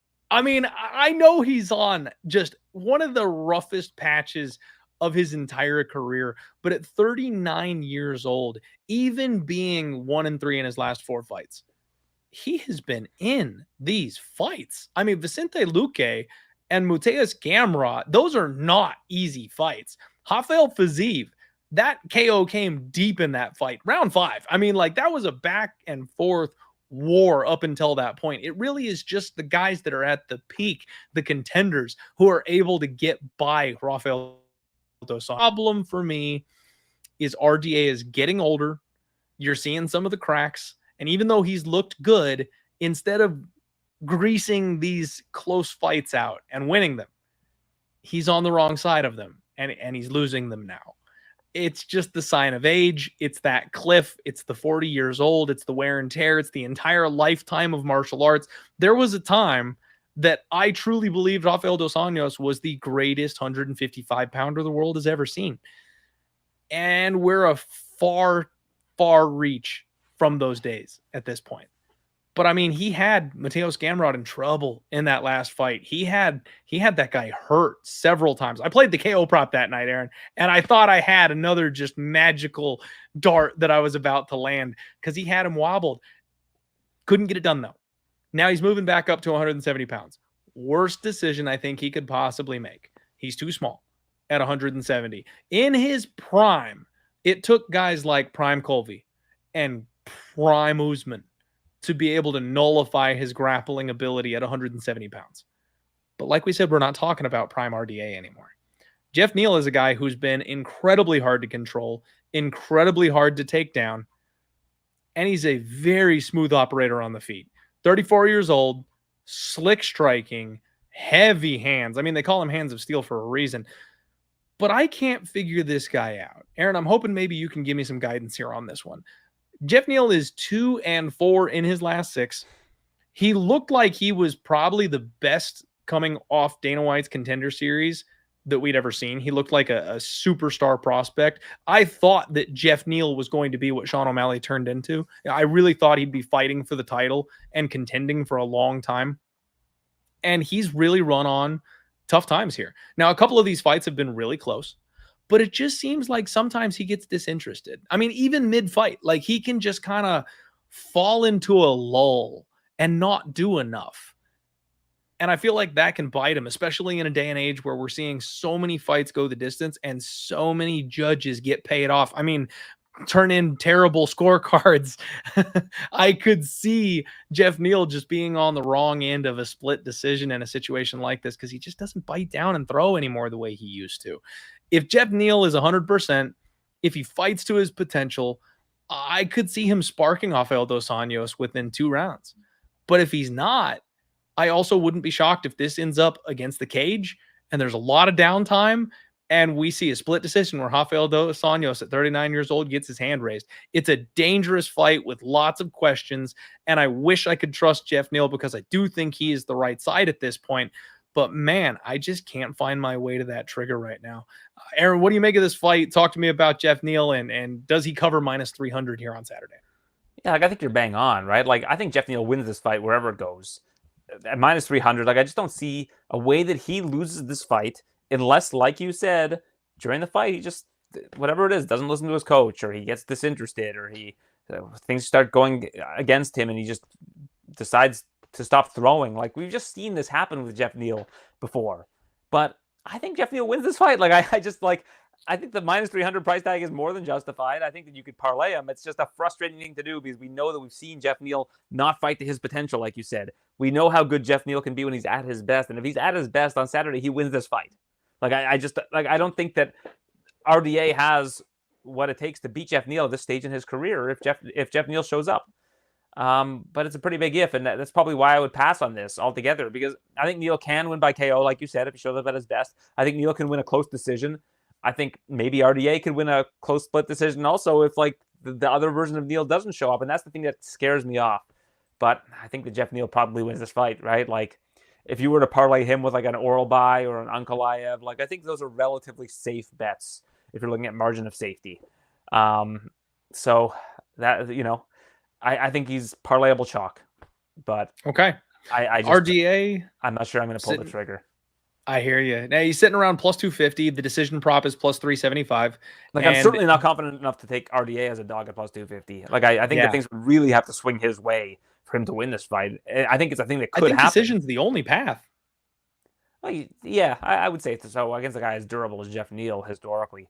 But I just like you're betting on something that I think the odds of that happening are lower than than plus 250. You know what I mean? Like, yeah. So that's why I just have cold feet about this fight kind of altogether. I completely understand. And it looks like if you guys want to buy down on Geoff Neal, it looks like Geoff Neal by decision is even money, plus 100. So they kind of know what's up at this point. Fight goes the distance, minus 175.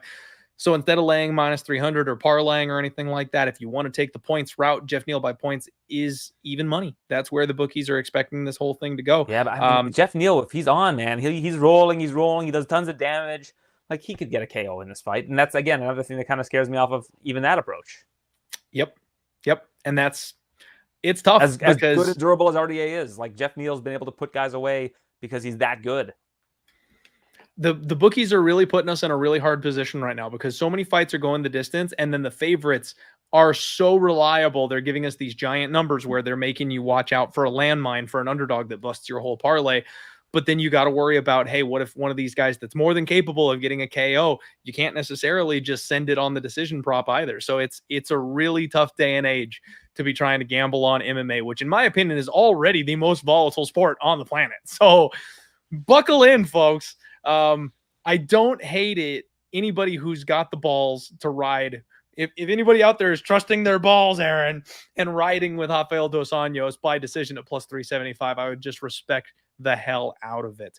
But I don't think I can. I tried the last two fights. I made an argument. He's 2 fights removed now with more wear and tear and more damage and older. I can't keep doing it. I can't keep burning money on Rafael dos Anjos, but wouldn't mind seeing him getting his hand raised again for old time's sake. All right, guys. Next up, the one everybody wants to talk about, Shara Bullet Magomedov, newly minted actor Shara Bullet Magomedov takes on Armen Petrosyan. And I feel like this is fate for me here, Aaron. This is absolutely fate for me because I've told everybody that will listen that Shara Bullet Magomedov is an absolute fraud. You know, the UFC can't get him a fight over here stateside. And so they're only giving him fights over, in Abu Dhabi, overseas, stuff like that. Anytime they do a fight outside the States, they'll get him booked over there. And they're giving him the softest matchups possible. Not once, but twice in this man's UFC run already. He has been the most egregious for grabbing the cage on a UFC fight night. It's happened in 2 separate events where his opponents have him elevated, his hips are out from under him, he is going down, and he grabs that fence, and the refs are like, hey, don't do that. But they let him stay standing. This guy cannot grapple. He's got zero ability to defend takedowns, and I don't know that he's got any kind of a get-up game or anything like that. And they have saved him from being put in the worst position he could possibly be in. So I've been just waiting for them to match him up against a grappler. Do they do that for us here? No. They're not going to give him a grappler. They gave him Armen Petrosyan. But Aaron, I think Armen Petrosyan is one of the most underrated fighters on the roster. He's 33 years old. This man is a mad striker. He's mostly working with his hands. He's not a big kicker, whereas Shara Bullet Magomedov is the guy doing the spin kicks and side-to-side footwork and trying to stay away from you and push off you and make that space and distance. Armen's going to keep coming forward and biting down on the mouthpiece and trying to corner you and box you up for a full hard 15 minutes. He's been chin-checked. He can take the damage.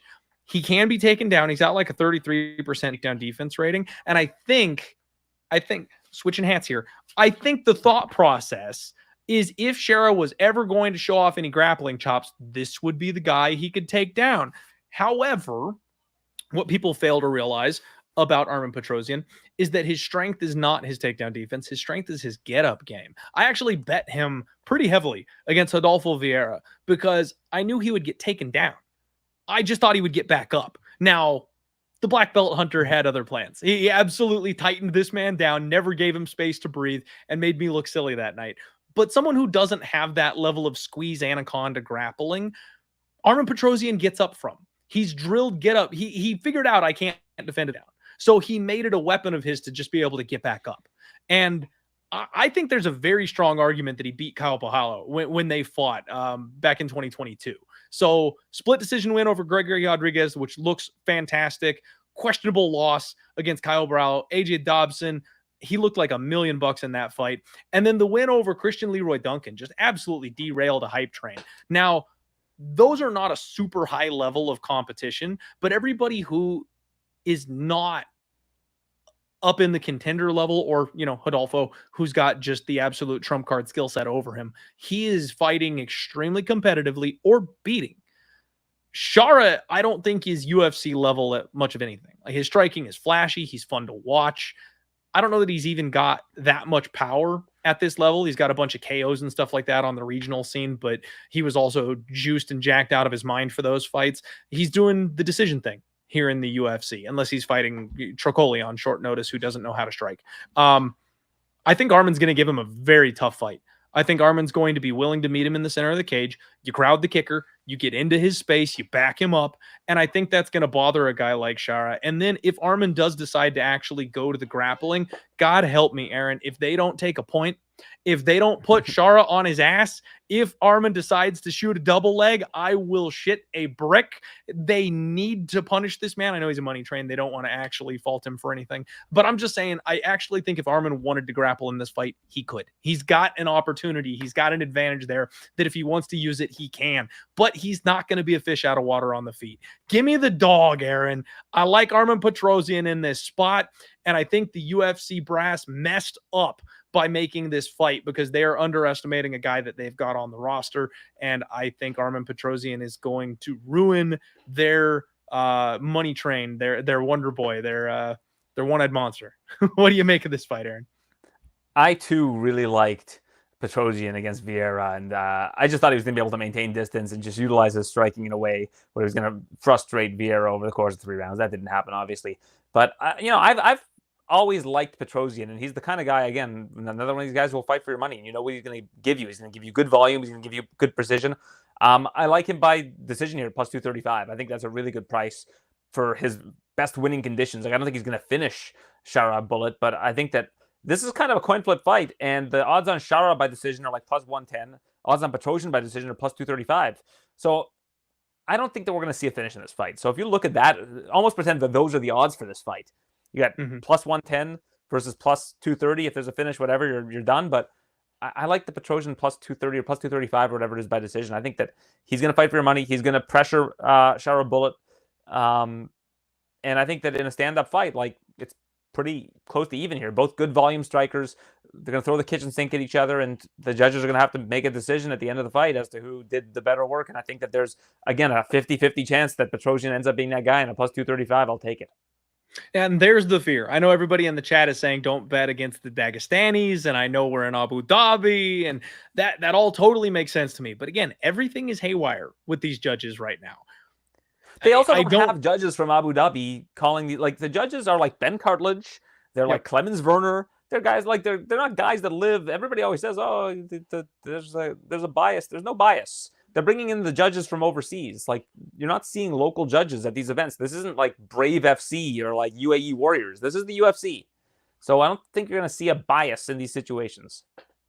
Yeah. And I mean, if anything, if a judge was going to get paid off, wouldn't it be the one where you're getting the better number? Just a thought. Like, I don't know that the chalked up fighter that everybody is betting on is the one that they're looking to, buck the trend and pay somebody to put in the wrong scorecard there. I don't know. My guy Pepe in the chat asking if that's actual dog barking or if it's just audio for the breakdown. Pepe, that's my boy Bo. We're not sure if we can trust him yet. He's still a little young, and but he absolutely is barking here in the background. When I heard the barking, I thought it might be my pup upstairs too. So we're on the same page. Yep. Gotta love it. How old is Bo? He gets involved here. We're coming up on a year, I want to think. He's not quite a year old yet. Mine's like 10 months old. So we're in the similar situation. Same ballpark. Lots of shenanigans around these parts. But at that point, Aaron, I don't know how I don't make that my Link Memorial Dog of the Week, okay? Bo is the dog that Link sent us. He's brought us so much joy, and it's helped ease our pain so much with the passing of my boy Link. It would be a disservice if Bo told me that this man is the live dog on the card, and then I ignored him. Armen Petrosyan is your Link Memorial Dog of the Week. We hit with Darren Elkins last week. We got the monkey off our back on that one, and I'm kicking myself, Aaron, because usually I go 2 units on my dog of the week, and I was afraid that the damage had maybe taken a little too much damage, so I only went 1 unit on him instead of doing my customary 2. It just never ends up being the case. No, I know. But that's where I was afraid that, especially early, in round 1, something like that, he might get caught because we've seen him get hurt so many times that way. And that led me to having a losing night. If I had just done 2 units on Darren and trusted my read like I have the entire year, I end up profiting on the card instead of losing a half unit on it. So cursing myself for not trusting my balls. And it'll be Link Memorial Dog of the Week here on this one, Armen Petrosyan. I know fading Shara over there overseas, maybe not the smartest idea, but it is what it is, guys. We're going for it. We're trusting the read. I've wanted to fade Shara. We found our spot. We're taking it. Let's go. Next fight up, we've got Magomed Ankalaev, and he's taking on Aleksandar Rakić, the man who would be king.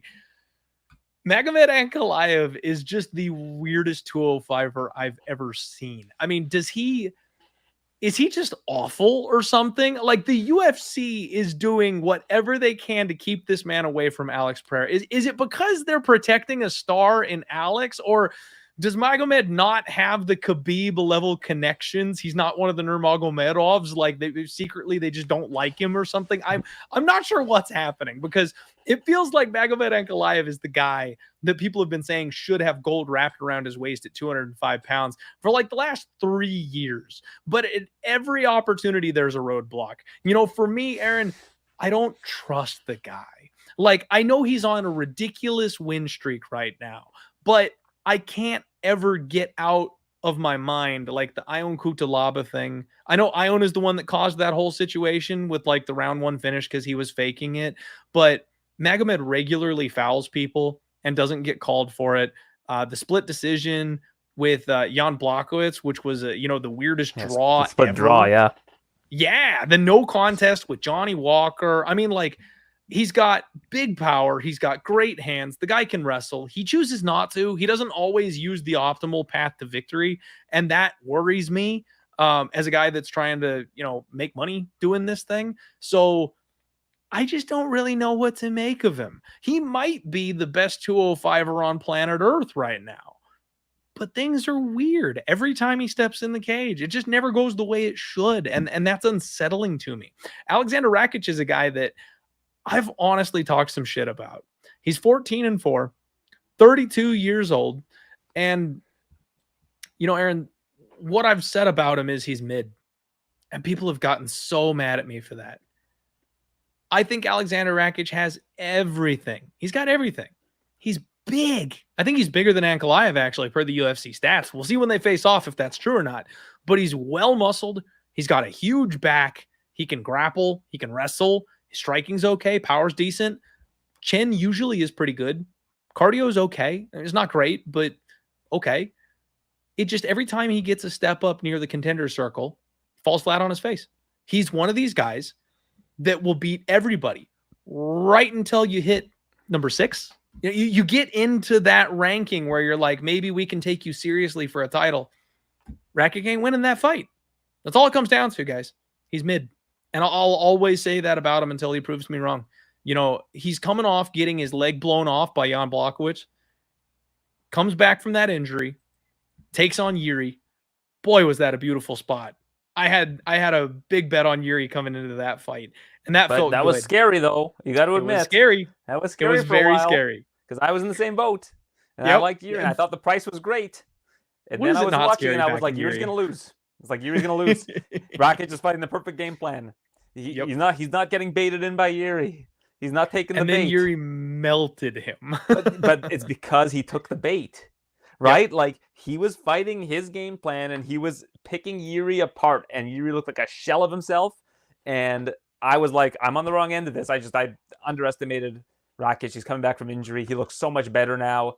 And then he took the bait. And I was like, I don't know how we won that. Like, I just, I liked Yuri, and I was like, I don't know how he pulled that off, because, like, he was losing that fight, and he looked like he was going to lose that fight. Like, Rakić was beating him that badly. And that's why this fight scares me, because this is a weird matchup. Like, you just got to admit, it's a weird matchup based on what we've seen from Ankalaev. Because if Ankalaev's not, like, I think if Ankalaev turned this into a firefight and threw the house at him, Ankalaev wins that fight. But Ankalaev hasn't been fighting like that. He's been fighting more tentatively. He hasn't even really been prioritizing the wrestling. It's almost been point fighting. But when Johnny Walker brought the fight to Ankalaev, that's what brought it out of Ankalaev. Like, Ankalaev's willing to have those fights if he has somebody who's going to bring it out of him. But Rakić isn't really that guy either. Like, Rakić is a very, very tactical fighter. And when you have a fight like that that's very tactical, 205 pounds, a lot of volatility, like, I don't like Ankalaev at this price. I think Rakić is probably the side. It's like kind of a dog or pass to me. But like again, like, everybody's saying, you're saying Rakić is mid. I'm seeing all these comments. Everybody's saying Rakić sucks. Watch the first part of that Yuri fight. He was on, and he was looking better than ever until he wasn't, right? Yeah. So we have to take that into consideration, that this guy has improved and he's made adjustments. And with that in mind, like, I think at plus 285, like, you could do worse. I'm not recommending it. I'm not saying, like, you got to go and, like, empty your bank account on Rakić. I'm just saying it's a scary not like if proposition. you found an over 1.5 at minus 140. You don't have to run for it like that. I'll take the over 1.5 at minus 140 in this one. What's the over 1.5 in this fight? Probably. Oh, that's a good question. No, it's 2.5 is minus 175. So interesting. I don't know, man. Like, fight ends in a split is plus 500. Like, I could see this being a close fight. I don't know.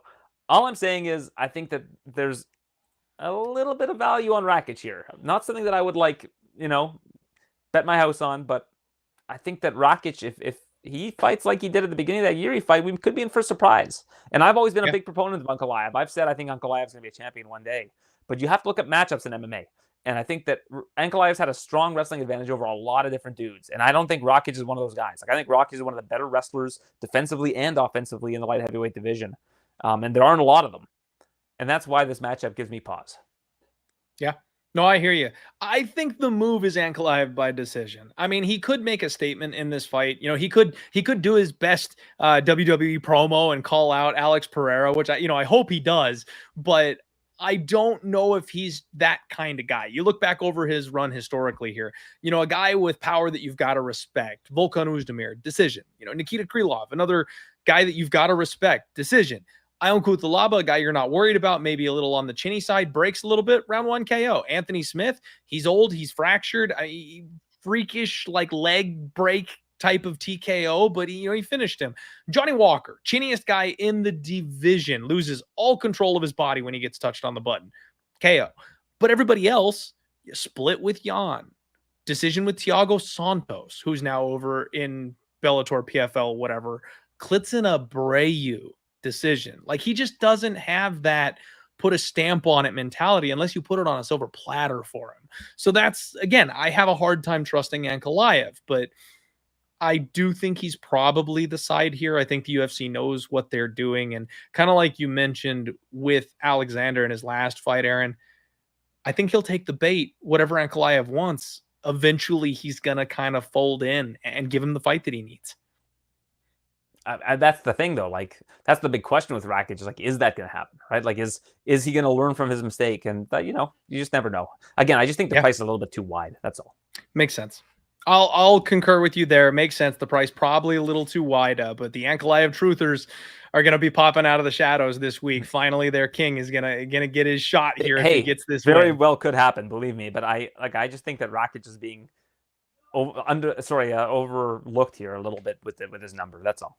Because it's matchups, right? Like, that's the thing about MMA is you look at it from an X's and O's standpoint, not like this guy beat this guy and this guy beat this guy. Like, I never look at fights that way. I look at it from an X's and O's standpoint, and I don't see Ankalaev having a very marked decision anywhere in this fight, or marked advantage rather anywhere in this fight to be like that much of an advantage that it would justify a number like this.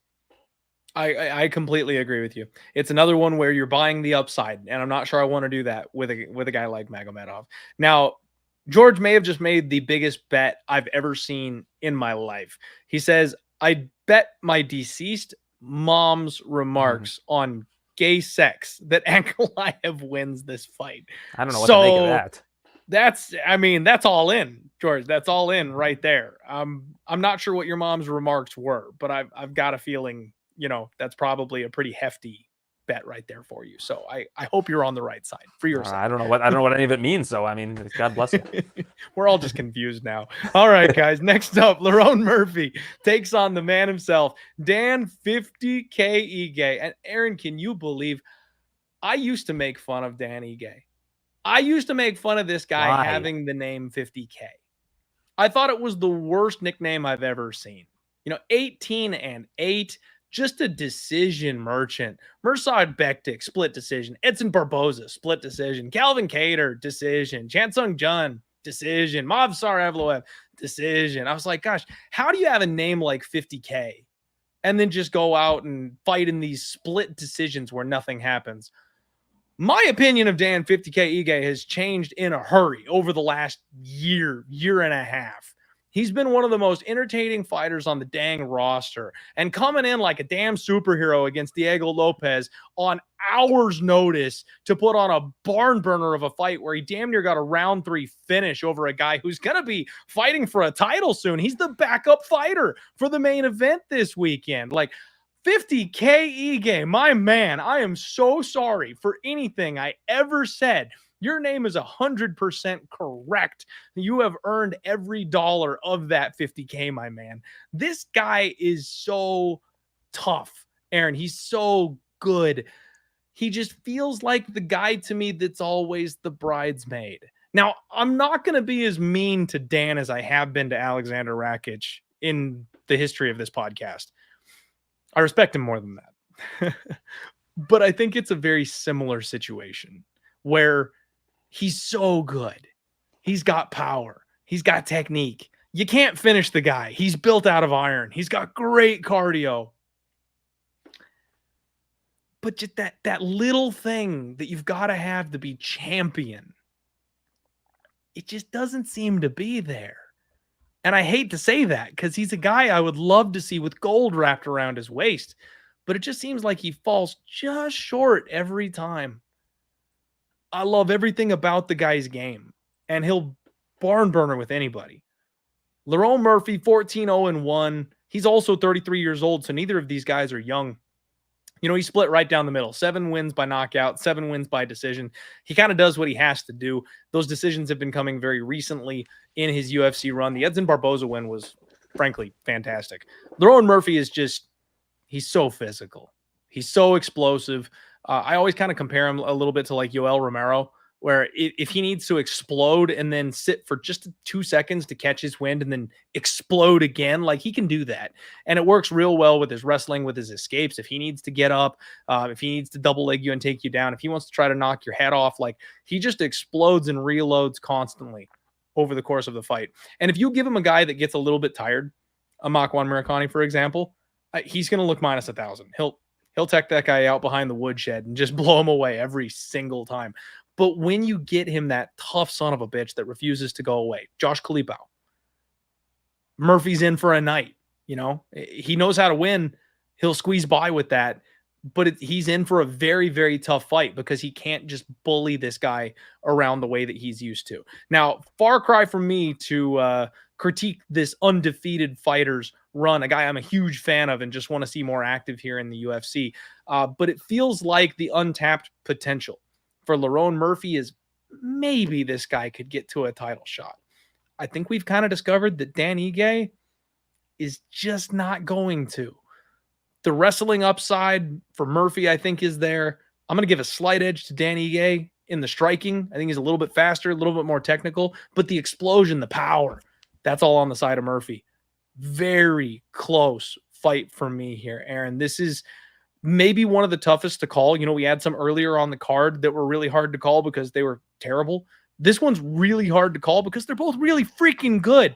I'm tempted to take a shot on Dan Ige because I think this is going to be a competitive 15-minute fight, and he's not coming in short notice. He's got a camp for this one. So even though he's a little on the small side, he's going to be prepared for this opponent. He doesn't just have to go out there and hope he's good enough to win the fight like he did the last time out. He'll have a game plan in mind. I think we could see a very, very, very close fight on this one.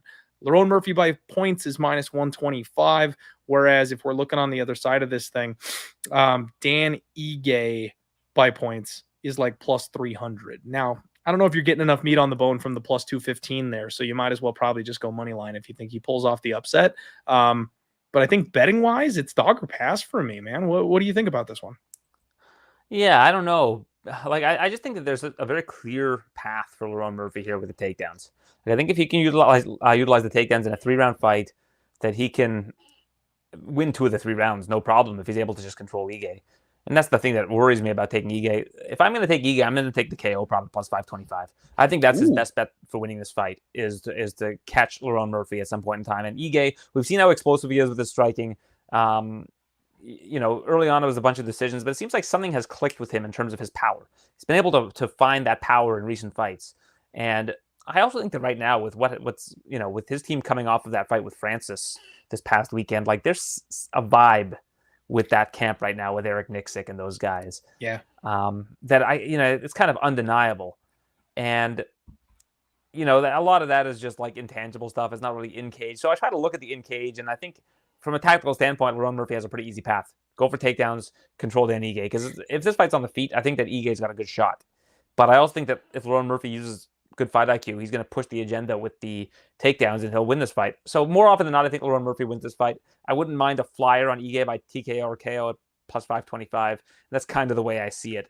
But I think that Murphy wins this fight more often than not. And I don't even love Dan Ige at plus 215 as an underdog. I think that his best chance is to get a KO. Because I think that, in most situations, unless he catches Lerone Murphy, I think Lerone Murphy's going to be able to outpoint him. Okay. Interesting. I want to give you guys the numbers here on this one. Dan Ige has a 59% takedown defense rating. However, you guys, that's a little bit misleading because he's fought some of the toughest SOBs when it comes to wrestling you've ever seen. I mentioned Mirsad Bektik that he beat by a decision a long time ago. Mirsad landed 3 takedowns on him. Chan Sung Jung, the Korean zombie, in a 5-rounder, landed 3 takedowns on him. But then Movsar Evloev is really the big one. Buddy landed 9 takedowns. Now, we know Movsar is just next-level chain grappler, smothers people, big-time jiu-jitsu player. He's looking for the grappling, and not many people can stop him. So you kind of want to draw a little bit of a line through that one. Bryce Mitchell. 9 of 16. 9 of 16. 9 of 16. And Bryce Mitchell, I was about to mention, it was 5 of 15. 5 of 15. So, again, he gave up 5 takedowns, but 5 of 15 against a stud wrestler that does nothing but grapple. The other guy's on the run, 1 takedown, maybe 0 takedowns, 1 takedown. Like that, he actually probably has better takedown defense than that percentage is leading on. So I'll be very curious to see if a guy like Lerone Murphy can put that kind of a grappling game plan to use against this particular opponent. Now, he did that against Edson Barboza in his last fight. He went 4 of 6 on those takedown attempts against Edson Barboza and still somehow managed to put up like 220 significant strikes. Just absolutely ridiculous. But he didn't have that game plan really always. He averages 1.59 takedowns per 15 minutes. He does land with a 52% accuracy. So when Lerone Murphy wants takedown, Lerone Murphy gets takedown. So the path is potentially there. I think it might be a little hairier than that in cage once you actually see this thing play out. Very competitive fight, in my opinion. I don't think I'm parlaying Lerone Murphy this week. Yeah, it's an interesting one. Yeah, I agree with fight. you. I think the value side is probably Dan Ige in the situation, but Lerone Murphy's looked really good. I mean, him being 33, I think is something you got to look at though. Like he's same age as Dan Ige, right? Like I think a lot of people think of Lerone Murphy as this young undefeated prospect, but he's 33. I always in my head he's 27. Yeah, same. You see undefeated guys at age 33, it's impressive, right? Because it's hard to stay undefeated that long, that late into your career, but it's still facts are facts. Yeah, absolutely. And KJC 194 in the chat saying Clint legitimately has zero clue what he's watching. Dude said the power and explosiveness is all on the side of Murphy. Prove me wrong. You know, Dan Ige has got power in his hands, and I did mention that. But when we are talking about these two fighters next to each other, Dan Ige finished Andre Fili, a guy who is notably not very durable and is getting rocked and wobbled regularly in his fights at this point. Damon Jackson, another aged, withered, veteran type of fighter whose durability appears to be leaving him with 4 KO losses on his record. And then Gavin Tucker, a guy who's not even relevant in the UFC at this point. Every other fight that he's got against decent competition is a decision. I'm not saying Dan Ige doesn't have power at all in his feet. In fact, I think one of the things I mentioned is that he does hit pretty hard in my breakdown. But when you compare that to the explosiveness of a guy like Lerone Murphy, I don't think I'm out of my element saying that Lerone Murphy probably has the power advantage here. So I might actually agree more with your viewer than with you on this one, Clint. I think that really Ige may be more explosive and powerful. Yeah. Okay. Now that's interesting. I'm just saying. All right. Hey, we'll agree to disagree. I think Lerone Murphy's got the edge, but 2 against 1. All right. 2 against 1. I'll take my L. I'll hold it. All right, guys. Co-main event. Robert the Reaper Whittaker. He takes on Khamzat Chimaev. Maybe. I'll be honest with you, Aaron. I'm still not convinced this fight's happening. Khamzat has gotten to the point where he's almost damn near Conor McGregor-esque to me. I'm not believing I will watch Khamzat fight until the cage door is shut behind these men. It's not a thing until it's happening. I don't know what the deal is. You know, Khamzat has become another Shara bullet. You know, he's hanging out with dictators and shit, people that are on the no-fly list. He's done. He's not getting regular UFC fights because he can't get stateside anymore because of all that kind of stuff. And to me... Shara Bullet, by the way, let me correct you. Shara Bullet, the reason why he can't fight in the States is because of the eye. That's what everybody says. Yeah. I've been in Vegas with Shara Bullet, and I've been told that Shara Bullet might actually be able to get licensed in Vegas soon. So really? It's not like a visa thing with Shara Bullet. Just to correct you on that. It's not like a dictator thing. It's nothing like that with him. Well, thank you for the correction. Chimaev, it certainly is. Chimaev, it certainly is. Yeah. Now... that's interesting that they might actually be able to get him booked even with the eye situation. Yeah, that's I spoke to his manager. His manager said that they've spoken to the commission and he might get licensed in Vegas. Wow. I remember Bisping doing the whole thing where he had to hide the eye from people because he wasn't going to be able to get booked and stuff if they figured it out. That's crazy. Okay. Interesting. Very interesting tidbit. Thank you, Aaron. So, but kind of back to what I was saying here though. Khamzat I worry about his track in the UFC at this point. How hard do they want to push a guy who cannot headline a Vegas pay-per-view? You know what I mean? That's what this guy was. He was destined to be the next guy. He was destined to be the next great thing. They thought he was gonna be Conor McGregor. He hit the ground running, took the UFC by storm. It was a big thing. And then because of all this stuff outside the cage, he disappeared like smoke. And now they're not going to be able to book him in the States. Does the UFC care to have that guy be champion the way they used to? Just thinking from a marketing perspective, if you've got a guy that you cannot bring to the States to meet fans, to put on a pay-per-view, to just smash everybody in front of the sold-out crowd, you can't do that anymore with this guy. I don't know how the UFC feels about him at this point. Now, we all know what Khamzat's capable of. On his best day, he's curb stomping everybody. But he does tend to be a round one fighter. Gilbert Burns took this man to the limit. Shout out our boy Gilbert Burns. He hung in that fight like an animal. We just saw, Gilbert Burns didn't perform well at all against Sean Brady, and he got knocked out in round 3 by Jack Della. Why couldn't Khamzat do that? This guy is a wrestling fiend. And when he gets on top of you, he makes you choose the way you want to die. He will just work you with pressure until you give up your neck. And then when he sinks in the choke, if you roll out of it, it's right back to elbows. He's just going to make you pick which way you want to lose the fight. And actually, Aaron, when he first got to the UFC, for like his first 4 fights, I had like a 100% hit rate on how the guy won. I picked correctly on ground and pound, sub, decision. And then it wasn't until actually, I'm sorry, Gilbert Burns via decision. That was the one where I got off the rails. I actually thought he was going to knock out Gilbert. Shocked me that night that Gil was able to go the full distance with him there. But I feel like Khamzat is very much front loaded to being an early type of fighter. Now, he went the full distance with Kamaru Usman. So I don't want to discredit him in any way. He's got a decision win over Usman and he's got a decision win over Burns. If I remember correctly, though, that Usman fight had a little bit of controversy. It was much, much closer than people were expecting it to be. It was very competitive. And I think Kamaru Usman's a shell of himself at this point, Aaron. We've seen the decline from him. There was all the talk about the injury swirling around when he had the rematch versus Leon Edwards. He just has lost all of his aura. He's lost all of his shine at this point, even just having recently been removed from having gold wrapped around his waist. Whitaker, on the other hand, has done nothing but shine when he's not losing to the champion. You know, he lost to Israel Adesanya twice. And then my boy Dricus went in there and, beat him like he stole something, which I'm all team Dricus Duplessis over here. We've had a good run betting that train. Yeah, but I'm in the same boat as you there. I picked Dricus by knockout against Whitaker. People thought it was nuts. I said Dricus by sub. I saw his coach backstage. I had Dricus by sub against Izzy, but I saw his coach backstage because he was with Cameron Simon.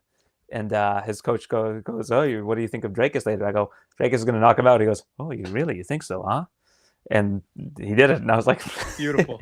Absolutely, I don't know. Beautiful. I've been on the Dricus train for a while. I just think that the one that I couldn't believe is I liked Dricus by KO against Darren Till. I was fairly confident that was going to happen, and Darren hung in with him for 3 rounds.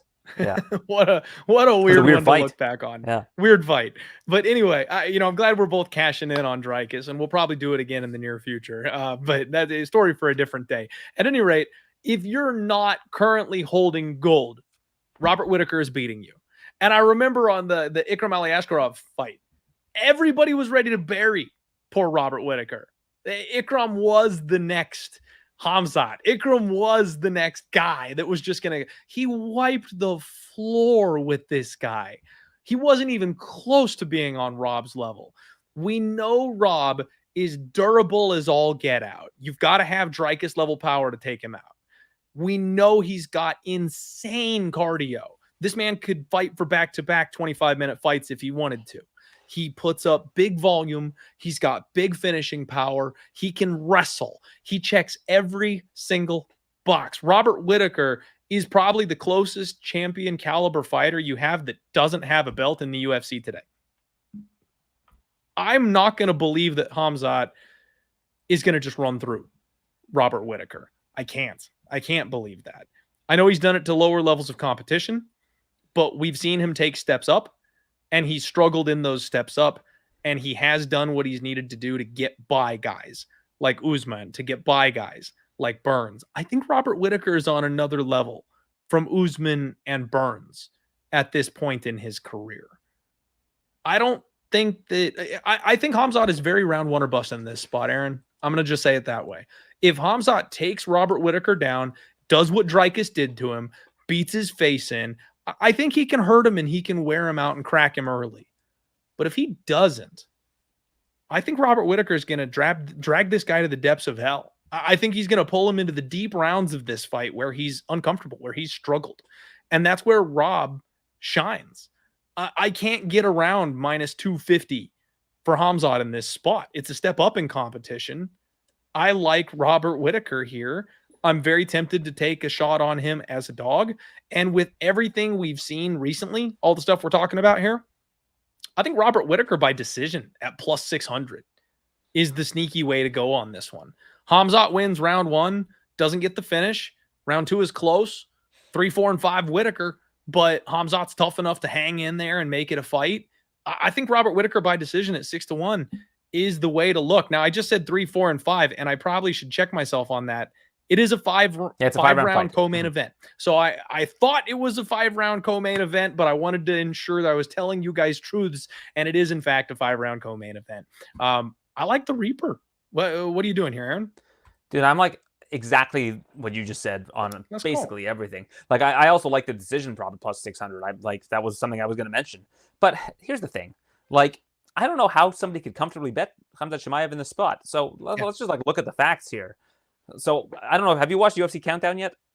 Not yet. Okay, Not so yet. I watched it. So they outlined what happened last time with Chimaev. So Chimaev gets violently ill in camp. Nobody else in his camp gets sick. He comes back, trains again, gets violently ill again, and has to pull out of the fight. So not only did he get violently ill, like leading up to that last fight with Whittaker, he was violently ill in camp before that, healed, and then got violently ill again. And now he's disappeared into the mountains to train for this particular one. Nobody knows really who's on his team. So it's like all shrouded in mystery. And the line is basically the same as it was the last time they were supposed to fight in June or whatever it was, or May. I think it was June. Why would the line stay the same? Like, we just saw Whittaker obliterate Ikram Aliskerov, who was undefeated except for the loss to Chimaev. You got Chimaev beating all these 170-pound guys to build up his resume. You got him facing Usman coming off the couch and almost beating him by decision, fighting up a division when he just lost comfortably to Leon Edwards in his previous fight. And we're supposed to believe that Khamzat's going to beat basically like a guy that you could argue is the best middleweight in the world today, like up there with, like, if you're talking about middleweight right now, like you got like 4 guys. You got like Izzy, Whittaker, Strickland, and Duplessis. Like those are like the big 4, right? Am I missing anybody? I don't think I am. No. And he's gonna be minus 250 against one of those guys, like a guy who is like the best of the division. Like all the red flags are there. We've seen a sample size from Whittaker recently. We saw how Whittaker fought Israel Adesanya in the second fight, which was very close. Some people thought Whittaker won that fight. Yeah, he lost to DDP. DDP's looked great. But, like, I just don't know, like, how is Chimaev going to beat him? He's going to have to truck him in the first round, basically. And who trucks Whittaker in the first round? Like, we don't see that very often. Strike isn't Izzy. And that was second round for Izzy because he dropped him at the end of the first. And was Drake as the first or second round? I feel like it was the second. I believe round. They were both second, but they both had him compromised in the first. Yeah. So, I mean, Chimaev can land a big shot and rock Whittaker. He can take Whittaker down and pound him. But how long is he going to be able to, like, he's going to have to really be economical with his energy, knowing that this is a 5-round fight also, right? Like, he's not going to just come out there shot out of a cannon, knowing that he might have to go 4 more rounds with Robert Whittaker. Like, think of like that Abus Magomedov versus Sean Strickland fight that we mentioned earlier, where that was a 5-round fight and Abus Magomedov was spent at the end of the first round. Like, you got to hope that Chimaev has a better game plan than that, than to just try to like bum rush a guy as durable and talented, frankly, as Robert Whittaker. Like, I just don't know how somebody's going to take Chimaev at minus 245 and be comfortable with that. Like, to me, plus 210 on Whittaker is a gift. Like, you just take that, and like, if you lose, it tells you a lot about Chimaev. Like, Chimaev is like undoubtable at that point. And I think that there was a time where it felt like Chimaev was undeniable. But like, with all these illnesses and all of these things, like, and how he looked in his last fight against Usman, like, we need to look at all this stuff. Like, this is like important data. We can't just look at him destroying John Phillips and then destroying Reese McKee 7 days later or whatever it is and be like, yeah, the guy's a freight train. Like, there's a lot of data that we need to parse here. And that's why I like Robert Whittaker. Like, it's just all the signs are pointing to Whittaker here. And to get him at that price at plus 209, like, if this was Chimaev minus 175 and Whittaker plus 145, I'd probably still like Whittaker. But at plus 209, like, I feel like they're daring you to take Robert Whittaker here. And I'll accept the dare. Like, and if I'm wrong, I'm wrong. And good for Chimaev. And he's the guy. Like, he's the man. If he can beat Robert Whittaker, Chimaev's the man. I'll say it, right? Like, but I need to see it. I need to see it. I couldn't be more with you here, Aaron. And the last piece of the pie that I want to throw in here on this one, don't forget, you guys, this will be the first true 185-pounder that Khamzat's ever fought. So Khamzat fought at 170. His whole dominant run where he was just ragdolling and wrecking people. He's fighting at 170 pounds, where he's got a massive size advantage over these people. He's a huge weight bully, right? Gilbert Burns, a former 155-pounder, being his best win in that run. He fights Kevin Holland at a 180-pound catch weight. Holland doesn't belong at 185. Holland is a small, lanky. He weighed in at 170. pounder. Remember, he weighed in at 170. And he can't grapple. We've seen that his entire career. He just can't grapple to save his ass. So then he fights Kamaru Usman. That's the most legitimate victory that Khamzat has. Guys, Usman is a 170 pounder. Usman is a career 170 pounder. And he's not even the biggest one. He's a champion. He cuts weight, don't get me wrong, but he's a 170 pound fighter. And he fought at 185 pounds while hurt against Chimaev, who took him the full distance in that spot. So I have yet to see a reason to believe that he's going to take out a guy of this caliber. And you guys have corrected me in the chat. You are correct, Mr. Mystery Man, KTK. Thank you very much. Gerald Meerschaert was, in fact, a 170 pounder. However, there's a big difference between Gerald Meerschaert and Robert the Reaper Whittaker. So, yeah. Meerschaert's a big dude. He took that fight. He's a 185er. You're right. I stand corrected. And John Phillips was an the same 85er. ballpark. John Phillips is also an 85er. If we really want to get technical. He was taking all those short notice fights. I mean, that's the dregs. Like anybody who's anywhere near the contender circle could do the same thing. You pop up a weight class, take on, the bottom half of the division. They'll pull that off too. Those are good wins. Like, listen, the John Phillips win's a good win. The Meerschaert win's a good win. Like the way that he was able to do it, you can't we can't dismiss this kind of stuff. Like, it's also important data to see how he was able to beat those guys in such a dominant fashion. Like, again, that's why I thought that Chimaev was going to be a 2-division champion. I thought he was going to win at 170 and 185 pounds and defend them both. He was fighting so regularly. But lots of things have happened since then that we cannot ignore, right? Like, you have to take all of the information into account. There's a lot of info to take in on this one. Really, really tough fight. I'm on Bobby Knuckles, baby. Let's go, Rob. One last time. Let's go. All right, guys. Main event of the evening. Ilia Topuria taking on Max Blessed Holloway. And let's just, for 1 second, give a shout out to the sickest shorts the UFC has ever made. Ilia Topuria's custom shorts for this fight, Aaron, are the Poethon ones are pretty dope too, though. I love the Topuria ones, but the Poethon ones are pretty dope also. The Poethon ones are pretty good, but I don't know. There's something about the red and the gold and the bull. Yeah, it's awesome. I agree. It is so sick. And when I commented, when I wrote that all these shorts are great, I had people commenting, being like, "Well, this is what it takes to be great and great graph." It's like, yeah, this is cool. Like, we should embrace stuff like this. Like, listen, I agree. When you get to a championship level, if they let you design your shorts, I think that's awesome. I mean, even the hype guys that get to wear like purple and stuff like that. I mean, bring the personality back to MMA, man. I miss GSP's gi and headband. Like, we want to see these guys be who they are. That's why we love them. But we also need to accept what we have now, and like when they do make these like situations possible, to embrace them rather than be like, well, they should do more. It's like, well, they're trying, like they are doing more, right? Like, Mr. No Fun, get out of here. Well, if people like what they're doing now and like people are like excited about it, and if it sells merchandise in particular, like if people are buying the custom shorts, like that opens up new doors for sure for like fighters to get all kinds of cool like custom stuff. Let people have fun. And man, I gotta tell you, I could not have been, well, that's not the right way to say that. I was going to say I could not have been more wrong about Ilia Topuria, but the fact is, I've known Ilia Topuria has been a beast his entire run. I bet against him when he fought Alexander Volkanovski, Aaron. And I don't even want to say that I was like ultra wrong or anything like that, because I said he had to prove it to me. It was like the Bobby Knuckles spot we were just talking about. Right. I am not in the business of betting against the greatest of all time. And at that point, it was Alexander Volkanovski. So you're just not going to catch me dead laying a short price tag against him. Now, if you're going to give me a plus 250, a plus 300 on somebody who is a live dog, maybe I'll take a shot at it. But I'm not going to flip a coin against Alexander Volkanovski. Just ain't doing it. And Ilia Topuria went out there and looked minus 1,000. Like, he hurt the guy. He had the perfect game plan. He looks big at this weight class. He's got hands. I've warned you guys about these Georgian warriors for a long time. I'm all team Georgia when it comes to this stuff. Cashing in 5 units on my boy Merab to take out Sean O'Malley. Don't get me started on that whole situation. I could be cashing an Umar champion ticket, but Merab won't take the fight until February, jerk. Ilia's done nothing but impress on this run here, Aaron.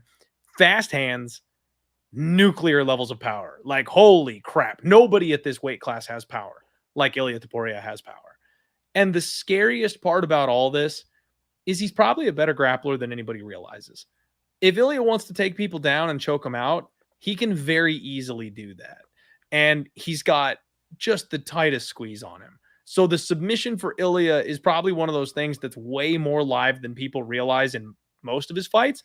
He just chooses to crack people with his hands because that's his preferred method of winning fights. So you got to watch out. The club and sub is going to be there one of these days for Ilia Topuria, and it's going to ruin everybody's night. But you've been warned.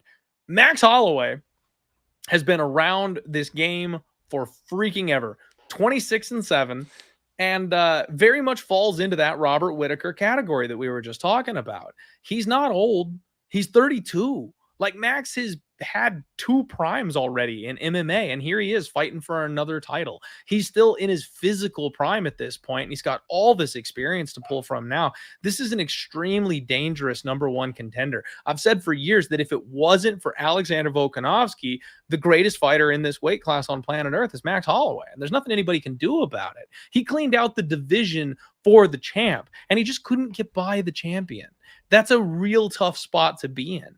And now that Volkanovski's out of the way, Max is the clear #1 contender. And he's got it all. He's been working hard on his grappling. He damn near choked out Gaethje in his last fight. He went for a choke against Chan Sung Jung. Like, this guy is so well-rounded, and he's adding wrinkles to his game at this stage of his career. It's insane. He knows how to box. He's probably the best boxer in the division, and maybe the best boxer in the UFC at this point. Ilia Topuria has clean hands, don't get me wrong, but, like, technically speaking, I'll take Max. Ilia's got the power advantage, though. That's where this thing is different, Aaron. I know Max Holloway's whole thing is he's never been rocked, he's never been knocked down, he's never been hurt. Gaethje knocked him down. I don't know if they actually scored it as a knockdown, but they probably should have. Per the official stats, he got away with one. But in my book, Max Holloway just got floored in his last fight. So there's a lifetime of damage, lots of fights adding up, and in his last fight, he should have registered his first ever knockdown in the UFC. And now you're fighting the hardest puncher this weight class has probably ever seen. And yes, I'm saying that knowing full damn well Conor McGregor fought in this weight class back in the day. This guy hits harder than Conor did at 145. I'll just straight out say it. Conor probably hit harder once he moved up to 155. But at 145, I think Ilia probably cracks harder than Conor did. Debatable, but that's what I think. That's not a guy I want to be going against when your older fighter is finally starting to show signs of maybe he's human. Maybe he's taking a little too much damage. Man, I am not in the business of betting against Max Holloway, Aaron. I'm just not. But he had the most viral sensation moment we've seen in years with the meet me in the center cage. And people have been trying to imitate that since it happened. And some of them are pansies and shoot takedowns immediately after, using it as a tool, which I hate. I'm upset about that. But that's going to put a lot of people on the side of Max Holloway. That's going to get a lot of people interested in a live dog here. The fact that Ilia Topuria is a -2x favorite over Max, this just smells to me of the bookies giving you a good number on a guy who's going to lose. I want to make a case for Max Holloway, you guys. I really do. But he couldn't get by the last champion. And MMA math doesn't work. So I'm not saying that just because Ilia Topuria beat Alexander Volkanovski and Max couldn't, doesn't mean Ilia automatically is going to beat Max. But I think people are underestimating how good Ilia's grappling is. And then when they're striking, I think people are underestimating the damage that Max Holloway has taken. With everything we talked about earlier in the show, whether it be the PEDs, whether it be the gloves, there's a chance this fight gets extended. And maybe Ilia doesn't crack hard enough to put away Max Holloway. That's very possible. If this fight goes 5 rounds, I think Max Holloway is very, very live for a decision. But if it doesn't go 5 rounds, I think almost every other victory method is on the champion's side of things. It's a very tough fight to call. I don't think I want to lay -2x against Max Holloway just as a personal preference here. I'm going to pick Ilia Topuria to keep his belt on Saturday, Aaron. But I'm a huge Max Holloway fan. I would love to see him get gold wrapped around his waist again, claim the best featherweight of all time title. I'm here for it. I want to see it. I don't think I'm betting this fight. I think I'm just going to sit back as a fan and watch this one. What about you? So I'm mostly aligned with you. The only thing I am looking at taking in this fight, and you mentioned it right off the top, was that Ilia's grappling is really underrated. Most of his wins have come by submission. Plus 500. Topuria submission. I could see him finding one. I could see him rocking Max Holloway, gets to the ground. You mentioned that tight squeeze. If he gets that tight squeeze, I don't think Holloway's getting out. That's probably the value that I see in this fight, is just Topuria by sub at plus 500. Otherwise, like you said, if this one goes long, I could see Topuria running out of gas, Holloway picking him apart on the feet and out-voluming him, maybe dropping him at some point. Plus 400 max decision, I think, is good value. Like if you like max, I don't think you should take max plus 200. I think you just take the plus 400 decision, because I think that's really his only path to victory for the most part. I don't see him finishing Ilia Topuria. But for Topuria, I actually think that submission might be his most likely path to victory, and it's the one that has the highest odds, the greatest odds, plus 500. So that's what I'm looking at, is the Topuria by submission prop at plus 500. Might be a dart throw for me this week, and my dart throws have been pretty rocking since I think it was May. Somebody tracked it and they posted it today that my dart throws have been on a heater lately. And I hit one last week and I hit one the week before that. So we've been hitting the darts. Aaron on a heater, and that's one that I'm looking at. That's one dart that I'm potentially looking at, is the Topuria sub dart. Okay. Hey, I don't mind it. I don't mind it one bit. I like that a lot. As well as the Whitaker decision dart at plus 600. Yeah. Beautiful. I like the Whitaker decision plus 600 a whole lot more than any of the props on this fight, frankly. Topuria's never really been a decision guy. Like, he's got a decision over Youssef Zalal. He's got a decision over Josh Emmett. But I don't think either of those guys are anywhere near the type of fighter a Max Holloway is. And Holloway, he just gets rolling downhill. Once he gets going, 100%. Once he finds your range, once he finds your timing, like, he's just constantly popping at you. He's constantly lighting you up. And I mean, there's something right now that's keeping me off Ilia Topuria. And I think it's the fact that Max Holloway has like tripled his aura in the last year. The nighttime sunset Hawaii photos of him with the BMF belt over his shoulder and pointing to the ground with a fire on the beach. And like, Holloway hasn't been this confident in years. And I mean, I'm sure in the back of his mind, like, he's a confident man, he's a confident human being, but being so boisterous, I know Ilia is kind of forcing him into the limelight in this fight. There's a lot of trash talk going on. There's a lot of gamesmanship going on, but Holloway's not shining away from any of it. And usually he takes that very calm and respectful and shut down type of approach. And this fight, he's very much steering into it. And he's like talking about how Ilia is like buying his BMF belt and like Max earned his. And he's playing the game. And there's something about that I'm like, I feel like Max has like flipped a switch in his head for this one. And I'm scared, man. I'm not laying minus 200 against this form of Max Holloway. That's all it comes down to. Yeah, I mean, but you also have to remember, when he fought Volkanovski the third time, he really got beaten pretty handily in that fight. So we do need to remember that, like, Max, isn't always in close fights. Like that fight with Volkanovski, I think, said a lot about Max at that time. So if Ilia is what he says he is and what we think he is, he could beat Max Holloway pretty handily here. But we'll have to see. I think that we're going to learn a lot on Saturday. This card on Saturday is awesome. I mean, it's so good. Yeah, I mean, this is about as good of a 1-2 punch main event, co-main event as we've had all year. And I can't wait. I just can't wait, because so many questions. The cards that I like the best are the ones where questions are answered. And I have a lot of questions, and I'm excited to see how they're answered. I'm right there with you, Aaron. I love this card. This is a great card. It's going to be fun to watch. I cannot wait. Thank you so much for donating, 2.5 hours of your time. I know you picked this card, but when you picked it, I'm not sure we knew how many fights were on it. So this is a long, long breakdown for us, man. I appreciate you sitting with us this whole time and going back and forth and going in deep on every single one of these cards. You guys, we've got over 1,200 live viewers for this show. Do me a favor, please, and hit the like button. Leave leave a comment after the stream ends. It goes a long way to help out on these types of videos. If you don't know Mr. Aaron Bronstetter, you should know Aaron Bronstetter. Please check him out. Please check out his content. He's one of the absolute best people in the game. Also one of the nicest guys I know. And for me, that matters. You know, some people make great content, but they kind of suck. Like, Aaron's not one of those. He's a great guy and he makes excellent content. So please support him. And speaking of which, Aaron, how can they do that? Where can they find your content? What have you got coming up this week and going on? Yeah, if you go to www.aaron.report, it's a link tree basically to all my links. So you can check that out. Interviews with Topuria and Holloway are done. They're up on sportsnet.ca. And I think they're going up on YouTube soon as well, on Sportsnet's YouTube page. And then I'm speaking with Dan Ige tomorrow morning, and that's our coverage for this event. They didn't send me to Abu Dhabi for it, so happy to cover this one from home. Nice afternoon card. Always love that. And then I'm in Edmonton next week for UFC Fight Night. We're going to have a ton of coverage on that card with so many different Canadians on the card. So if you have Sportsnet in Canada, you'll be seeing a ton of coverage from us for that event next week. Say hi to Jillian for me. She's not on the card. She's like one of the few Canadians not on the card.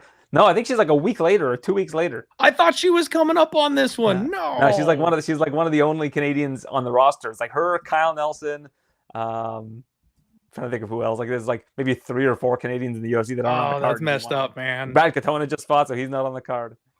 Oh, Gavin Tucker's not on the card. I think that's it. I think it's like 4.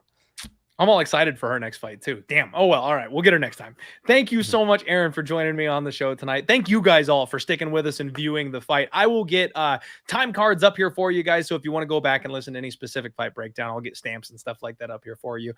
Best thing you guys can do to support me, as always, share the show out, hit the like button. Please check out the premium picks here. Use promo code PFL. I believe it's still active for a 5-day free trial on the winnable link below. If you guys want to see the home of fight picks, they're up like 80 something units for the year, knocking on the door of 100. Those are not my picks, so that's why I'm giving them to you, because they're doing much better than mine for this year. But I appreciate the crap out of you guys. We will be back with the Total Takedown on Thursday, the undefeated post-weigh-in show on Friday, and it is a pay-per-view week, so I will hit my guy up from Superbook Sports. Me and Andrew will break down the Sharp Action Report for you guys as well on Friday. So stick around, subscribe if you haven't, and just have a wonderful week. Go watch some football. Love you guys. Nothing but the upside. Let's roll.